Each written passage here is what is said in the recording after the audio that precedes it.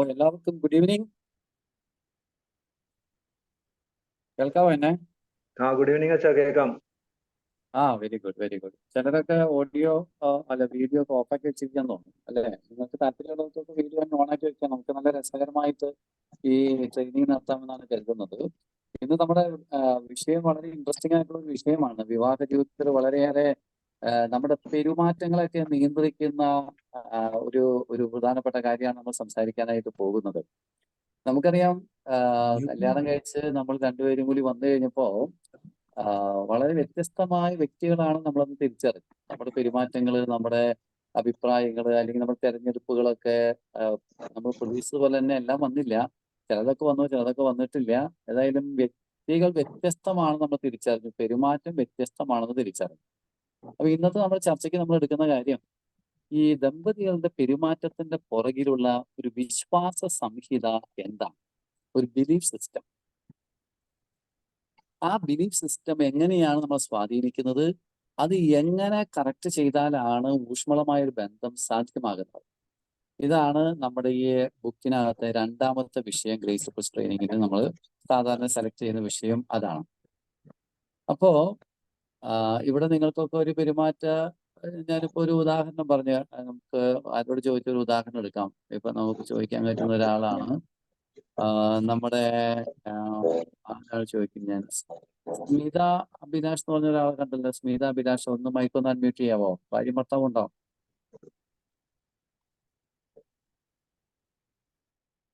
എന്നാ അവര് വരുമ്പോഴേക്കും നമുക്ക് വേറെ ആളോട് ചോദിക്കാം. വിൽസൺ MP, ഒന്ന് മൈക്കൊന്ന് അൺമ്യൂട്ട് ചെയ്യാമോ?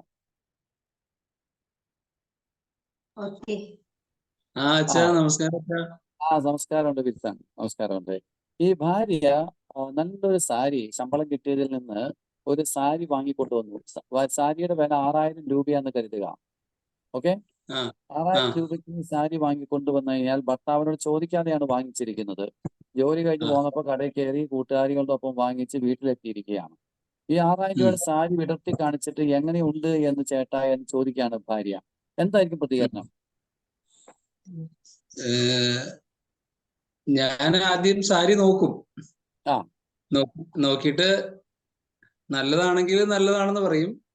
അല്ല, ഇവിടെ ഒരു പ്രധാനപ്പെട്ട കാര്യമുള്ളതേ, താങ്കളോട് ചോദിച്ചിട്ടില്ല ഇത് വാങ്ങിക്കുന്നതിനെ കുറിച്ച്. 6000 രൂപ വില വന്നുണ്ട്. അല്ല, എന്റെ മനസ്സിലുണ്ട്. ആദ്യം സാരി നല്ലതാണെങ്കിൽ നല്ലതാന്ന് പറയും. അത് കഴിയുമ്പോൾ പറയും, എന്റെ ഉള്ളിലുള്ള ഞാൻ പറയും, എന്തായാലും ഒരു വാക്ക് പറയാണ്ട് ചെയ്തത് എനിക്ക് അത്രയാണ്ട് ഇഷ്ടപ്പെട്ടില്ല, എന്നോടുകൂടെ ഒരു വാക്ക് പറയാമായിരുന്നു എന്നുള്ള രീതിയിൽ ഞാൻ പറയും. ആദ്യം ഞാൻ നല്ലതാണെങ്കിൽ നല്ലതെന്ന് പറയും. എന്താ അങ്ങനെ ചെയ്യാൻ? ഈ ഭാര്യ 6000 രൂപയുടെ സാരി താങ്കളോട് ചോദിക്കാതെ വാങ്ങിച്ചുകൊണ്ട് വന്ന് താങ്കളുടെ മുമ്പിൽ വിടർത്തുമ്പോൾ താങ്കൾ ഒരു പോസിറ്റീവ് മൂഡിൽ തന്നെ നിൽക്കും അല്ലേ? എന്ന് വെച്ച് കഴിഞ്ഞാൽ അതിനെക്കുറിച്ച് ഒരു അസ്വസ്ഥതയൊന്നും പ്രകടിപ്പിക്കില്ല. ഉള്ളിൽ ചെറുത് തോന്നുന്നു, താങ്കൾ അത് വളരെ വിവേകപൂർവ്വം കൈകാര്യം ചെയ്യും. അപ്പൊ പ്രകടിപ്പിക്കില്ല. ഉള്ളിലൊരു കാര്യം തോന്നുന്നു. പക്ഷെ അത് പതുക്കെ നമ്മൾ പ്രകടിപ്പിക്കുള്ളൂ. അത്രയും ഒരു പക്വത നമുക്ക് വന്നിട്ടുണ്ട്. എന്നോട് പറയാതെ വാങ്ങിച്ചതിന്റെ ഒരു ഇഷ്ടക്കുറവ് എന്റെ ഉള്ളിലുണ്ട്. അറ്റ് ദ സെയിം ടൈം ആള് വാങ്ങിച്ച ആ പ്രോഡക്റ്റ് എങ്ങനെയുണ്ട് എന്നുള്ളതിന് ഞാൻ വിലയിരുത്തിയിട്ട് നല്ലതാണെങ്കിൽ ഓക്കെ, കൊള്ളാം, മോശമാണെങ്കിൽ നമ്മുടെ പറയാതെ പോയതിന്റെ ഒരു ഇഷ്ടക്കുറവും കൂടി വന്നിട്ടുള്ള ഒരു സമ്മിശ്ര വികാരമായിരിക്കും. പിന്നെ അത് എങ്ങനെ പ്രകടിപ്പിക്കുന്ന കോൺടെക്സ്റ്റ് അനുസരിച്ചിരിക്കും. അത് ശരി. വിൽസൺ എന്തിനാണ് ഭാര്യയ്ക്ക് ആ ഭാര്യയുടെ ശമ്പളത്തിൽ നിന്ന് 6000 രൂപയുടെ സാരി താങ്കളോട് ചോദിക്കാതെ വാങ്ങിച്ചതിൽ എന്തിനാണ് വിഷമിക്കുന്നത് എങ്ങനെയാന്ന് വെച്ച് കഴിഞ്ഞാല്, നമ്മള് ഒരു പരസ്പരം അങ്ങോട്ടും ഇങ്ങോട്ടും പറഞ്ഞ് ചെയ്യുകയാണെങ്കിൽ നല്ലത്. 6000 രൂപയല്ല നമുക്ക് പ്രശ്നം. ഭാര്യ എന്ത് മേടിച്ചാലും നമ്മൾ ചോദിക്കണമെന്നൊരു തോന്നൽ അങ്ങനെ ഉണ്ടോ? അങ്ങനെ ഒരു ഇതല്ല. ഒരുമിച്ച് ഒരു വാക്ക് പറയാലോ, നമ്മൾ ഒരുമിച്ച് ജീവിക്കുമ്പോ ഒരു വാക്ക് പറയാമല്ലോ എന്നുള്ളൊരു ഇതാണ്. അതെ അതെ അതെ, ഒരു വാക്ക് പറഞ്ഞിട്ട് വാങ്ങിച്ചിരുന്നെങ്കിൽ എത്ര നന്നായിരുന്നേനെ എന്നൊരു ചിന്തയാണ് നമ്മുടെ ഉള്ളിലുള്ളത്. അത്രേ ഉള്ളൂ. ഫ്രീഡം അവർക്കുണ്ട്, വാങ്ങിക്കാനും വാങ്ങിക്കാതിരിക്കാനും. അതിലേക്ക് ഞാൻ ഇടപെടില്ല.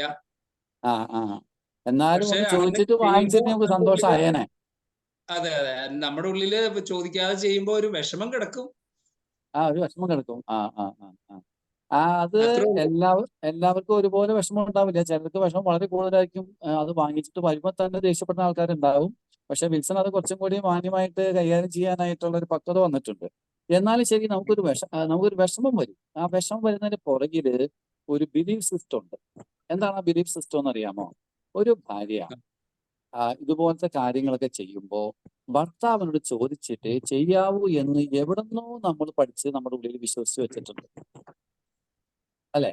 ഇപ്പൊ ഈ വിശ്വാസം ഇല്ലാത്തൊരു ഭർത്താവാന്ന് കരുതുക. അതായത് ദൈവമേ, വളരെ വളരെ നന്നായി, അവൾ ആ സാരി വാങ്ങിച്ചത് എനിക്ക് വളരെ വളരെ സന്തോഷമായി. കാരണം ഇനി എന്നോടെങ്ങാനും പറഞ്ഞ് എന്നെയും കൂടി കൂട്ടിക്കൊണ്ടുപോയി ഇത് സാരി മേടിക്കാന്ന് വിചാരിച്ചിരുന്നെങ്കിൽ എന്റെ എന്തുമാത്രം സമയം നഷ്ടമായേനെ. മാത്രമല്ല, അവള് സ്വന്തമായിട്ട് തീരുമാനിച്ചത് വളരെ നന്നായില്ല.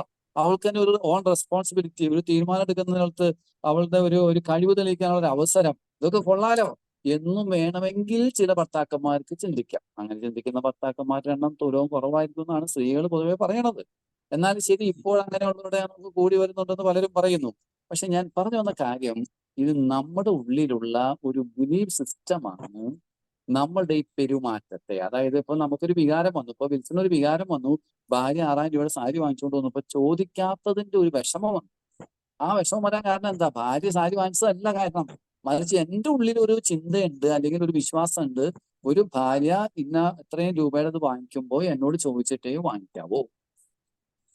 അപ്പൊ ഇതുപോലത്തെ ഏറെ വിശ്വാസ സംഹിതകള് രണ്ടുപേരുടെയും മനസ്സിൽ, ഭാര്യയുടെ മനസ്സിലുണ്ട്, ഭർത്താവിന്റെ മനസ്സിലുണ്ട്. ഇപ്പൊ വിൽസന്റെ ഭാര്യയോട് ചോദിച്ചോട്ടെ, ഈ ഭർത്താവിനെ കുറിച്ച് അങ്ങനെ കുറെ വിശ്വാസ സങ്കല്പങ്ങളൊക്കെ ഇല്ലേ, അല്ലേ? തീർച്ചയായിട്ടും. തീർച്ചയായിട്ടും. പറഞ്ഞാൽ ഞങ്ങളോട് ഷെയർ ചെയ്യാമോ? എന്താ അങ്ങനെ പറഞ്ഞാൽ ഷെയർ ചെയ്യാമോ? ഭർത്താവിനെ കുറിച്ച് മനസ്സിൽ സൂക്ഷിക്കുന്ന ഒരു വിശ്വാസ സംഹിത, ഐ മീൻ ഒരു ബിലീഫ് സിസ്റ്റം. ഇപ്പൊ ഒരു ഉദാഹരണം പറയുകയാണെങ്കിൽ ചിലര് പറയാറുണ്ട്, ഒരു പുരുഷനായാൽ പത്രം വായിക്കണമെന്ന്. താങ്കൾക്ക് അങ്ങനെ ഒരു വിശ്വാസം ഉണ്ടോ? അങ്ങനെ ഇല്ല.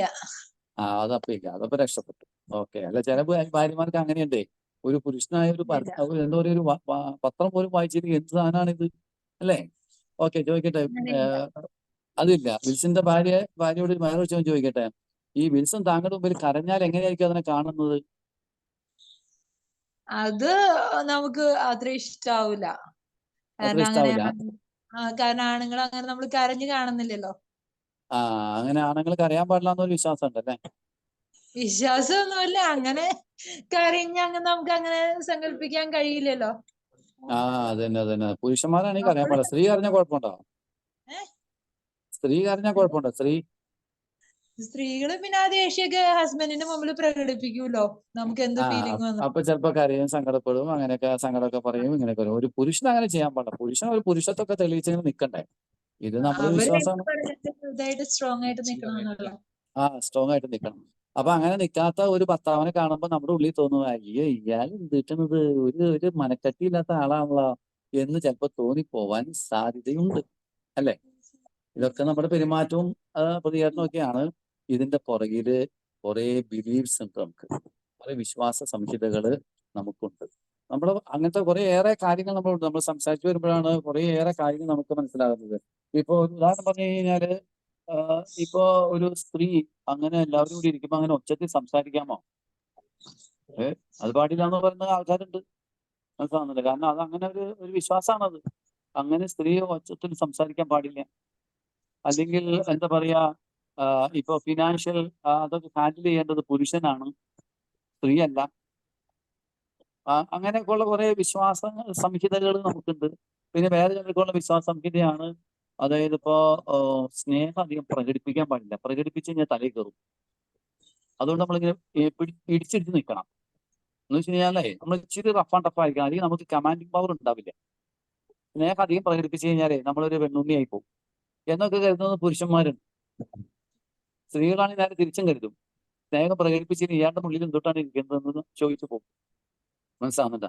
നമ്മൾ പറയുന്നത് മുഴുവൻ കേൾക്കുന്ന ഒരു ഭർത്താവിനെയല്ലേ നമ്മൾ പ്രതീക്ഷിക്കുന്നത്. മുഴുവൻ കേൾക്കുന്ന ഭർത്താവിന് അയാളെല്ലാം ഇരുന്ന് കേൾക്കണം. മനസ്സിലാവുന്നുണ്ടോ?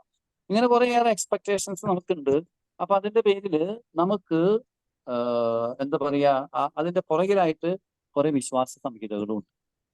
അപ്പൊ നമ്മുടെ പെരുമാറ്റത്തെ നിയന്ത്രിക്കുന്നത് കൊണ്ട് പലപ്പോഴും കുടുംബത്തിൽ അസ്വസ്ഥത ഉണ്ടാകാനുള്ള സാധ്യത വളരെ വളരെ കൂടുതലാണ്.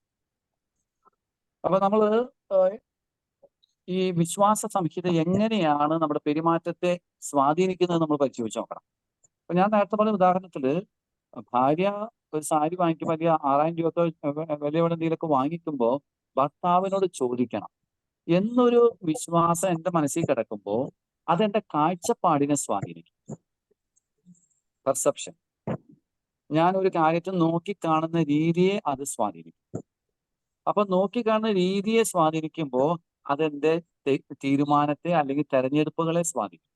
അപ്പൊ ഞാൻ പറയുന്ന വാക്ക്, എനിക്കുണ്ടാകുന്ന ഇമോഷൻസ്, അതൊക്കെ അതിനെ ആശ്രയിച്ചിരിക്കും. ഇപ്പോ നമുക്ക് പെർസെപ്ഷൻ പല രീതിയിൽ വരാം. ഐ മീൻ ഒരു കാര്യത്തെ കുറിച്ച് തന്നെ പല രീതിയിൽ നമുക്ക് കാണാം, അല്ലെ? ഇപ്പൊ ഒരു ഉദാഹരണം പറയുകയാണെങ്കിൽ, ഭാര്യയോട് ഭർത്താവ് പറഞ്ഞു ഇന്നത്തെ കറി വളരെ നന്നായിരിക്കുന്നു എന്ന് പറഞ്ഞു. അപ്പൊ ഉടനെ ഭാര്യ അടുത്ത ചോദ്യമാണ്, അപ്പൊ ഇന്നലത്തെ കറി മോശമായിരുന്നോ? നമ്മളത് ഉദ്ദേശിച്ചിട്ടില്ല. പക്ഷെ ഭാര്യയുടെ മനസ്സിൽ പിന്നെ വരുന്ന ചിന്ത അതാണ്. അത് ആ പെർസെപ്ഷനാണ്. അതായത് ഇയാൾ ഇപ്പൊ ഈ അപ്രീഷിയേറ്റ് ചെയ്യുന്നത് എന്താണ്, എന്തിനാണ്, ഇതിനെക്കുറിച്ച് എനിക്കൊരു കാഴ്ചപ്പാടുണ്ട്. ആ കാഴ്ചപ്പാടിന്റെ ബേസിസിലാണ് എൻ്റെ ഈ അടുത്ത പ്രതികരണം വരുന്നത്. അപ്പോ നമ്മുടെ ഉള്ളിൽ നമ്മൾ സൂക്ഷിച്ചിരിക്കുന്ന ചില വിശ്വാസങ്ങൾ, അത് നമ്മുടെ കാഴ്ചപ്പാടുകളെ സ്വാധീനിക്കും. കാഴ്ചപ്പാടുകൾ നമ്മുടെ പെരുമാറ്റത്തെ അല്ലെങ്കിൽ തെരഞ്ഞെടുപ്പുകളെ, തീരുമാനത്തെ സ്വാധീനിക്കും. അങ്ങനെ വരുമ്പോൾ കുടുംബജീവിതത്തിൽ ചിലപ്പോൾ അസ്വസ്ഥതകൾ ഉണ്ടാകാനുള്ള സാധ്യത വളരെ വളരെ കൂടുതലാണ്. എന്തുകൊണ്ടാണ് നമുക്ക് ഇതുപോലത്തെ കാഴ്ചപ്പാടുകൾ ഉണ്ടാകുന്നത്, അല്ലെങ്കിൽ ഇതുപോലത്തെ വിശ്വാസങ്ങൾ ഉണ്ടാകുന്നത്? ഇപ്പോ കുടുംബത്തിന്റെ ലീഡർ ആരാന്ന് ചോദിച്ചു കഴിഞ്ഞാൽ നിങ്ങൾ എന്താ ഉത്തരം പറയുന്നത്? ഫ്രാൻസിസ് വർഗീസ്, നിങ്ങളുടെ കുടുംബത്തിന്റെ ലീഡർ ആരാന്ന് ചോദിച്ചാൽ എന്തായിരിക്കും ഉത്തരം? മൈക്കൊന്ന് അൺമ്യൂട്ട് ചെയ്തിട്ട് പറയും. മൈക്ക് അൺമ്യൂട്ട് ചെയ്ത്, മൈക്ക്. രണ്ടാളും എങ്ങനെ രണ്ടാളും രണ്ടാൾ കൂടുന്നതാണ് നിങ്ങളുടെ കുടുംബത്തിലെ ലീഡർ, Yes. അതാണ് ഉദ്ദേശം? Yes. വീട്ടിൽ പ്രധാനപ്പെട്ട തീരുമാനങ്ങൾ എടുക്കേണ്ട ആളാരാ? അത് ഭർത്താവാണ്. ഭർത്താവാണ്. അപ്പൊ ഭാര്യയോ? രണ്ടുപേരും കൂടി വേണം. എന്നാലും പഴയ കാഴ്ചപ്പാടിന് ഞാൻ പറഞ്ഞു. പഴയ കാഴ്ചപ്പാട്. പഴയ കാഴ്ചപ്പാട്. ഇപ്പോഴത്തെ കാഴ്ചപ്പാട് മാറി അല്ലെ? ഇപ്പോഴത്തെ കാഴ്ചപ്പാട് അനുസരിച്ച് ഭാര്യയും ഭർത്താവും കൂടി ഒരുമിച്ച് തീരുമാനം എടുക്കേണ്ട കുറേയേറെ കാര്യങ്ങളുണ്ട്, അല്ലെ? ശരിയാണ്, ഒരുമിച്ചാണ് തീരുമാനം എടുക്കുന്നത്. പക്ഷെ ഒരു പഴയ കാഴ്ചപ്പാടുണ്ട്, അത് നമ്മുടെ സംസ്കാരത്തിലുള്ളതാണ്, കൾച്ചർ. നമ്മൾ ജീവിച്ചു വന്ന സംസ്കാരം, അതിനകത്ത് കുറെ മൂല്യങ്ങളുണ്ട്. ആ മൂല്യങ്ങൾ ചെറുപ്പം തുടങ്ങി നമ്മൾ കണ്ടിട്ടുണ്ട്. അത് വന്ന് നമ്മുടെ മനസ്സിലത് കയറി പറ്റിയിട്ടുണ്ട്. അപ്പൊ ഞാനൊരു ഉദാഹരണം പറഞ്ഞു. ഒരു വീട്ടില് ഒരു പുരുഷൻ, ഐ മീൻ കല്യാണം കഴിക്കാൻ പോകുന്ന പയ്യൻ, അവന്റെ വീട്ടില് അപ്പനെ കണ്ടാണ്, അപ്പനും അമ്മയും നല്ല കുടുംബജീവൻ നയിക്കുന്ന ആളാണെന്നാണ് വിശ്വസിക്കുന്നത്. ഒരു പ്രത്യേകത എന്താണെന്ന് വെച്ച് കഴിഞ്ഞാല്, അപ്പനാണ് ആ വീട്ടിലെ എല്ലാ കാര്യം തീരുമാനിക്കുന്നത്. അമ്മ എല്ലാത്തിനോടും യെസ് യെസ് യെസ് യെസ് പറയും. അപ്പോ അവൻ നോക്കി കഴിഞ്ഞപ്പോൾ കുടുംബജീവിതം നല്ല സമാധാനമായിട്ട് പോകുന്നുണ്ട്, വലിയ പ്രശ്നങ്ങളൊന്നുമില്ല. അപ്പൊ ഒരു ലീഡറുണ്ട്, കാര്യങ്ങൾക്ക് തീരുമാനമുണ്ട്, ഒരു ചിട്ടയുണ്ട്, എല്ലാം ഉണ്ട്. അപ്പൊ അപ്പനാണ് പ്രധാനപ്പെട്ട കാര്യങ്ങൾ തീരുമാനിക്കുന്നത്. അമ്മ എല്ലാം അപ്പനോട് ചോദിച്ചിട്ട് എടുക്കുള്ളൂ. എന്ത് കാര്യം ചെയ്യണമെങ്കിലും അപ്പനോട് ചോദിക്കും. അപ്പൻ എന്തെങ്കിലും ഒരു കാര്യം പറഞ്ഞാൽ പിന്നെ അത് അമ്മ അംഗീകരിക്കും. ഇതാണ് നല്ലൊരു മോഡലായിട്ട് അവൻ വീട്ടിൽ കണ്ടേക്കും. അവൻ കല്യാണം കഴിച്ച പെൺകുട്ടിയുടെ പ്രത്യേകത എന്ന് പറയുമ്പോൾ, ആ പെൺകുട്ടിയുടെ വീട്ടിലും ഇതുപോലത്തെ തന്നെ സിറ്റുവേഷൻ എന്ന് വെച്ച് കഴിഞ്ഞാൽ, അപ്പൻ എല്ലാ കാര്യവും തീരുമാനിക്കും, അമ്മ എല്ലാത്തിനോടും യെസ് യെസ് യെസ് പറയും. ഇതാണ് അവളുടെ വീട്ടിലും ഉള്ളത്. പക്ഷെ അവൾ ചെറുപ്പത്തിൽ വിചാരിച്ചു ഇതാണ് കറക്റ്റ് രീതി എന്ന് വിചാരിച്ചു. അതായത് ഭർത്താവെല്ലാം, അപ്പനെല്ലാം തീരുമാനിക്കുക, അമ്മ എല്ലാം അംഗീകരിക്കുക അല്ലെങ്കിൽ അനുസരിക്കുക, ഇതൊക്കെയാണ് നല്ലതെന്ന് അവൾ കരുതി. പക്ഷെ അവള് +2 കഴിഞ്ഞ് ബാംഗ്ലൂരൊക്കെ പോയി പഠിച്ച്, അത് കഴിഞ്ഞ് ഒരു മൾട്ടിനാഷണൽ കമ്പനിയിൽ ജോലി ചെയ്ത് കഴിഞ്ഞപ്പോൾ അവൾക്ക് മനസ്സിലായി ഈ അമ്മയുടെ രീതി ശരിയല്ല. അമ്മ എല്ലാത്തിനും, അപ്പൻ പറഞ്ഞ എല്ലാത്തിനും യെസ് യെസ് പറയുന്നത്, ശരിയല്ലാത്ത കാര്യം ശരിയല്ലെന്ന് പറയണ്ടേ? പക്ഷെ അമ്മ പറയൂല. അമ്മ പറയും നീ മിണ്ടായിരിക്കുന്നു പറയും. പക്ഷെ ഇവളുടെ മനസ്സിൽ ശരിക്കും പറഞ്ഞാൽ അമ്മയെ പോലെ ഉള്ള ഒരു ഭാര്യയല്ല ഇവളുടെ മനസ്സിലുള്ളത്. ഒരു തുല്യതയുള്ള ഒരു ഭാര്യ ഭർത്തൃ ബന്ധമാണ് പ്രതീക്ഷിക്കുന്നത്. ഈ പറഞ്ഞ രണ്ടുപേരും കല്യാണം കഴിച്ചു കഴിയുമ്പോൾ നിങ്ങൾ ഓർക്കണം, ഭർത്താവിന് മനസ്സിൽ കിടക്കുന്ന ചിത്രം എന്താ? അപ്പനെല്ലാം തീരുമാനിക്കും, അമ്മ എല്ലാം യെസ് യെസ് പറയും. പക്ഷെ അവന്റെ ഭാര്യയോ നേരെ തിരിച്ചുമാണ്. തുല്യതയുള്ള ഒരു ബന്ധമാണ് അവൾ പ്രതീക്ഷിക്കുന്നത്. കാരണം അവളുടെ പശ്ചാത്തലം അതാണ്. കുടുംബത്തിൽ നിന്ന് അവൾ പഠിച്ച കാര്യം അതാണ്, അവളുടെ അനുഭവം അതാണ്, അല്ലെങ്കിൽ അവൾ വളർന്നു വന്ന സാഹചര്യം, അവൾക്ക് കിട്ടിയ എക്സ്പോഷർ, ഇതൊക്കെ അവളെ ആ രീതിയിൽ മാറ്റി ചിന്തിക്കാനായിട്ട് പ്രേരിപ്പിക്കും. അങ്ങനെ ഇവള് നോക്കി സ്വന്തമായിട്ട് കല്യാണം കഴിഞ്ഞിട്ട് ഭർത്താവ് തീരുമാനിക്കുമ്പോൾ ഭാര്യ ഒരു എതിരഭിപ്രായം പറഞ്ഞു കഴിഞ്ഞാൽ ഇവൻ അംഗീകരിക്കാൻ പറ്റുമോ? ഇവൻ പറയും ഇവൾക്ക് എന്നെ ബഹുമാനമില്ല, ബഹുമാനമില്ലെന്ന് പറയും. അപ്പൊ ബഹുമാനമില്ല എന്ന് പറയുമ്പോൾ പുരുഷന്മാർ പിന്നെ പൊതുവെ ബഹുമാനം കിട്ടാൻ വേണ്ടി ചെയ്യുന്ന പണി ദേഷ്യപ്പെടുകയാണ്. അപ്പൊ ദേഷ്യപ്പെടുമ്പോൾ അവൾക്ക് ഉള്ള ബഹുമാനം കൂടി പോകും. അപ്പൊ അവള് ചിന്തിക്കുന്നത് എന്താ, ഇയാൾ എന്റെ അപ്പനാവാൻ പഠിക്കാണോ, ഇയാളെ ഇപ്പൊ തന്നെ ശരിയാക്കി എടുക്കണം, ഈ പോക്ക് ശരിയാവില്ല, ഇത് തെറ്റായ പാറ്റേൺ ആണ്, രീതിയാണ്, ശരിയല്ല എന്ന് പറഞ്ഞ് തുടങ്ങും. രണ്ടും കൂടി അസ്വസ്ഥതയായി. കാരണം നമ്മൾ വളർന്നു വന്ന സാഹചര്യം, നമ്മുടെ സംസ്കാരം, ഈവൻ നമ്മുടെ മതം, റിലീജിയൻ, അല്ലെ? ഇപ്പൊ നിങ്ങൾ ആ ദ ഗ്രേറ്റ് ഇന്ത്യൻ കിച്ചൺ കണ്ടില്ലേ? അങ്ങനെ ഒരു സിനിമ ഉണ്ടല്ലേ, ദ ഗ്രേറ്റ് ഇന്ത്യൻ കിച്ചൺ. അതിനകത്ത് ആ സ്ത്രീ ഭർത്താവിന്റെ പീഡനങ്ങളും ഭർത്താവ് വീട്ടുകാരുടെ പീഡനങ്ങളൊക്കെ സഹിക്കവയ്യാതെ തിരിച്ച് വീട്ടിലേക്ക് വന്നപ്പോ വീട്ടിൽ നിന്ന് അമ്മ പറയുന്നത്, നീ എന്തിനാണ് ഈ ചെറിയ കാര്യത്തിന് ഇങ്ങോട്ട് വന്നത്, നീ തിരിച്ച് അവിടേക്ക് തന്നെ പോണം. അങ്ങനെ പറഞ്ഞതിന്റെ ഇടയിലാണ് ഇവളുടെ ആങ്ങള വന്നത്, ഇവളുടെ അനിയൻ. അപ്പൊ അനിയൻ വരുമ്പോൾ അനിയൻ ഒരു ഗ്ലാസ് വെള്ളം ചോദിക്കുന്നുണ്ട്. വെള്ളം ചോദിക്കുന്ന സമയത്ത് അവിടെ ഇവളുടെ അനിയത്തി ഇരിപ്പുണ്ട്. അമ്മ അനിയത്തിയോട് പറയാണ് അവന് ഒരു ഗ്ലാസ് വെള്ളം ഇട്ടു. അപ്പൊ ഇവള് ഭയങ്കരമായിട്ട് ശോഭിക്കുകയാണ്, ദേഷ്യപ്പെടാണ്. എന്തുകൊണ്ട് അവന് പോയി ഒരു ഗ്ലാസ് വെള്ളം ഇട്ടുകൂടാ? എന്തിനാണ് ഇവള് എടുത്തു കൊടുക്കണത്? ആണും പെണ്ണും തുല്യരല്ലേ? വിശ്വാസ സംഹിത, ഐ മീൻ നമ്മുടെ വിശ്വാസങ്ങള്, സംസ്കാരത്തില്, ഈവൻ മതത്തില്, അല്ലെങ്കിൽ ഈവൻ നമ്മുടെ വ്യക്തിപരമായ അനുഭവത്തില്, അല്ലെങ്കിൽ ചിലപ്പോൾ നമ്മുടെ വിദ്യാഭ്യാസത്തില്, ഇതിലൂടെ ഒക്കെ നമ്മളിലേക്ക് കടന്നു വന്ന കാര്യങ്ങളാണ്. ആരോഗ്യകരമായ ഒരു ബന്ധത്തിന് ഈ വിശ്വാസ സംഹിതകൾ യാഥാർത്ഥ്യ ബോധത്തോടെ ഉള്ളതും ആരോഗ്യകരവുമായിരിക്കണം. എങ്കിൽ മാത്രമാണ് നമുക്ക് ഊഷ്മളമായൊരു വിവാഹ ബന്ധം സാധ്യമാവുക. നമുക്ക് ഇന്ന് ഈ വിഷയത്തെക്കുറിച്ച് ഗൗരവമായിട്ട് ഡിസ്കഷൻ നടത്താമെന്ന് കരുതുന്നു. നിങ്ങൾക്ക് വിഷയത്തിന്റെ ആ ഒരു പിടികിട്ടിയോ? അതിന്റെ കാമ്പ് എന്താണെന്നുള്ളത് പിടികിട്ടിയോ? വിശ്വാസ സംഹിത എന്താണെന്നും അത് എങ്ങനെ നമ്മുടെ കാഴ്ചപ്പാടുകളെ സ്വാധീനിക്കുമെന്നും കാഴ്ചപ്പാട് എങ്ങനെ നമ്മുടെ പെരുമാറ്റത്തെ സ്വാധീനിക്കുമെന്നും നിങ്ങൾക്ക് വ്യക്തമായില്ലേ? ഓക്കെ, അങ്ങനെയാണെങ്കിൽ നമുക്ക് ഇതിന്റെ വെളിച്ചത്തിൽ നമ്മുടെ കൂടെ 4 കപ്പിൾസ് ഉണ്ട്.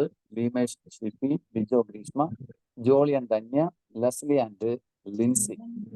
ഇതുമായി ബന്ധപ്പെട്ടുള്ള ഇവരുടെ അനുഭവങ്ങൾ നമുക്കിപ്പോ ഷെയർ ചെയ്യാം. തുടർന്ന് ഞാൻ അതിനെ കമന്റ് ചെയ്യും. ഓക്കെ, തുടങ്ങിയാലോ? Bheemesh, you will take a leadership. ഞങ്ങൾ തുടങ്ങട്ടെ. ആ. ഞങ്ങളിപ്പോ ഈ വിഷയം വായിച്ചു. അപ്പോ ഞങ്ങളുടെ അനുഭവത്തിലും ഇതുപോലെ തന്നെ വ്യത്യസ്തമായ വിശ്വാസ സംഹിതകൾ ഉണ്ടായിരുന്നു. ഇപ്പൊ ഞങ്ങൾ കല്യാണം കഴിഞ്ഞിട്ട് 18 വർഷമായി. അപ്പൊ അതിനിടയിൽ കുറച്ച് മാറ്റങ്ങളും വന്നിട്ടുണ്ട്. തുടക്കത്തിലുണ്ടായിരുന്ന വിശ്വാസങ്ങളിലും ബോധ്യങ്ങളിലൊക്കെ കുറച്ച് വ്യത്യാസം വന്നിട്ടുണ്ട്. അപ്പോ ഒരു ഉദാഹരണം പറഞ്ഞിട്ടുണ്ടെങ്കിൽ, എൻ്റെ ഒരു കൺസെപ്റ്റ് എന്താന്ന് വെച്ചിട്ടുണ്ടെങ്കിൽ, വീട്ടില് അടുക്കളയിലെ പാചകം പോലുള്ള അടുക്കള പണികളും കാര്യങ്ങളെല്ലാം ഭാര്യ തന്നെയാണ് ചെയ്യേണ്ടത്. ആ ഒരു കൺസെപ്റ്റ് ആയിരുന്നു എൻ്റെ.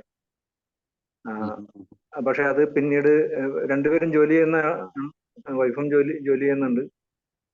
പക്ഷെ പിന്നീട് അതില് എനിക്ക് അത് അത്ര ശരിയല്ല എന്ന് എനിക്ക് തന്നെ തോന്നിയിട്ടുണ്ട്. അപ്പൊ അങ്ങനെ ഇപ്പോ കുറച്ചും കൂടി ഞങ്ങൾ ഷെയറിങ്, പിന്നെ ഇപ്പൊ അതിനുശേഷം ഇപ്പോ ഗ്രേസ് റിപ്ലസിലും വന്നു, അതിന്റെ ട്രെയിനിങ്ങിലൊക്കെ പങ്കെടുത്തു തുടങ്ങിയതിനു ശേഷം ഇപ്പൊ ഞാൻ വീട്ടിലുള്ള സമയങ്ങളിൽ, ഞാൻ ഷിഫ്റ്റ് ജോലിയാണ്, അപ്പോൾ വീട്ടിലുള്ള സമയങ്ങളിൽ എന്നെ കഴിയുന്ന വിധത്തില് ജോലികളിൽ സഹായിക്കാറുണ്ട്. അതുപോലെ ഭാര്യ അടുക്കളയിൽ ജോലി ചെയ്യേണ്ട ആളാണെന്ന് നമ്മൾ ആദ്യം കരുതിയിരുന്നു, അല്ലെ? അതായിരുന്നു നമ്മുടെ വിശ്വാസം. ഭർത്താവ് പത്രം വായിച്ചിരുന്നാൽ മതി, അല്ലെങ്കിൽ ഭർത്താവ് പുറത്തെ കാര്യം നോക്കിയാൽ മതി, അടുക്കളക്കാര്യം ഭാര്യയുടേതാണ് എന്ന് നമ്മൾ ധരിച്ചിരുന്നു. എങ്ങനെയാണ് അങ്ങനെ ഒരു ധാരണയിലേക്ക് വന്നത്? അത് ജീവിതത്തില് കിട്ടിയ മുൻകാല അനുഭവങ്ങളിൽ നിന്നായിരിക്കാം എന്ന് വിചാരിക്കണം. എന്നിട്ട് എങ്ങനെയാ അനുഭവം മാറിയത്? എങ്ങനെയാ? അതിനെ കുറിച്ച് നമ്മൾ ഒന്ന് ചിന്തിക്കാൻ നമ്മൾ പ്രേരിപ്പിച്ച കാര്യം എന്താ? ഭാര്യ ഒച്ചപ്പാടുണ്ടാക്കിയോ? ഒച്ചപ്പാട്, ജോലിക്ക് പോണ ആളാകുമ്പോ സ്വാഭാവികമായിട്ടും ഒരു അസ്വസ്ഥത ഉണ്ടാവും. രാവിലെ ഒരു ആ ആരെങ്കിലും സഹായം കിട്ടിയെന്നെങ്കിൽ ഒരാഗ്രഹം ഉണ്ടാവുമല്ലോ. അപ്പൊ അതെ അതെ അതിൻ്റെതായുള്ള പ്രതികരണങ്ങൾ ഉണ്ടാവും. അപ്പൊ ഉം, എനിക്കും പിന്നെ പതുക്കെ പതുക്കെ തോന്നി തുടങ്ങി ഉം. എന്തെങ്കിലും ഞാനും ചെയ്യേണ്ടതാണല്ലോ എന്നുള്ളത്. ആ അങ്ങനെയാണ് പിന്നെ പതുക്കെ മാറാൻ തുടങ്ങി. ആ ആ ആ ആ. അപ്പൊ അത് വീട്ടിലൊരു സിറ്റുവേഷൻ, അവിടെ ഒരു പ്രോബ്ലം ഉണ്ടാകുന്നു. ആ പ്രോബ്ലത്തെ ഞാൻ പരിഹരിക്കേണ്ടതാണ്. കാരണം എന്റെ വിശ്വാസ സംഹിത അത്ര ശരിയല്ല. പ്രത്യേകിച്ച് ഉം. രണ്ടുപേരും ജോലിക്ക് പോകുമ്പോൾ ഭാര്യ മാത്രം അടുക്കള ചെയ്യുക എന്ന് പറയുന്നത് അത്ര ശരിയല്ല എന്നൊരു തോന്നൽ വന്നല്ലേ? ആ അതെ തോന്നൽ അതെ. വരാൻ വേറെ എന്തെങ്കിലും സാഹചര്യങ്ങൾ അങ്ങനെ എന്തെങ്കിലും ഉണ്ടായിരുന്നോ? അത് ഞങ്ങളോട് ഷെയർ ചെയ്യാമോ? അതിപ്പോ പറയുകയാണെന്നുണ്ടെങ്കിൽ എന്റെ പാരന്റ്സ് രണ്ടുപേരും ടീച്ചേഴ്സ് ആയിരുന്നു, ജോലിക്കാരായിരുന്നു. അപ്പൊ അത് അവരും ഇതുപോലെ അപ്പച്ചൻ കാര്യം അന്ന് കൃഷിയും ഒക്കെ ആയിട്ട് അകത്ത് അമ്മേനെ സഹായിക്കാനുള്ള സാഹചര്യങ്ങൾ കുറവായിരുന്നു. എങ്കിൽ പോലും പിന്നീട് ഞങ്ങള് വേറെ വീട് വെച്ച് താമസിച്ചതിന് ശേഷം അപ്പച്ചൻ കുറച്ചും കൂടിയൊക്കെ അമ്മേനെ സഹായിക്കുന്നത് കാണാനിടയായിട്ടുണ്ട്. അപ്പൊ ആ ഉം, ഒരു ഉം, മുൻകാല അനുഭവത്തിൽ നിന്നായിരിക്കാം അതിന്റെ ഒരു പിൻബലം ഉണ്ടായിരുന്നുണ്ടാവും.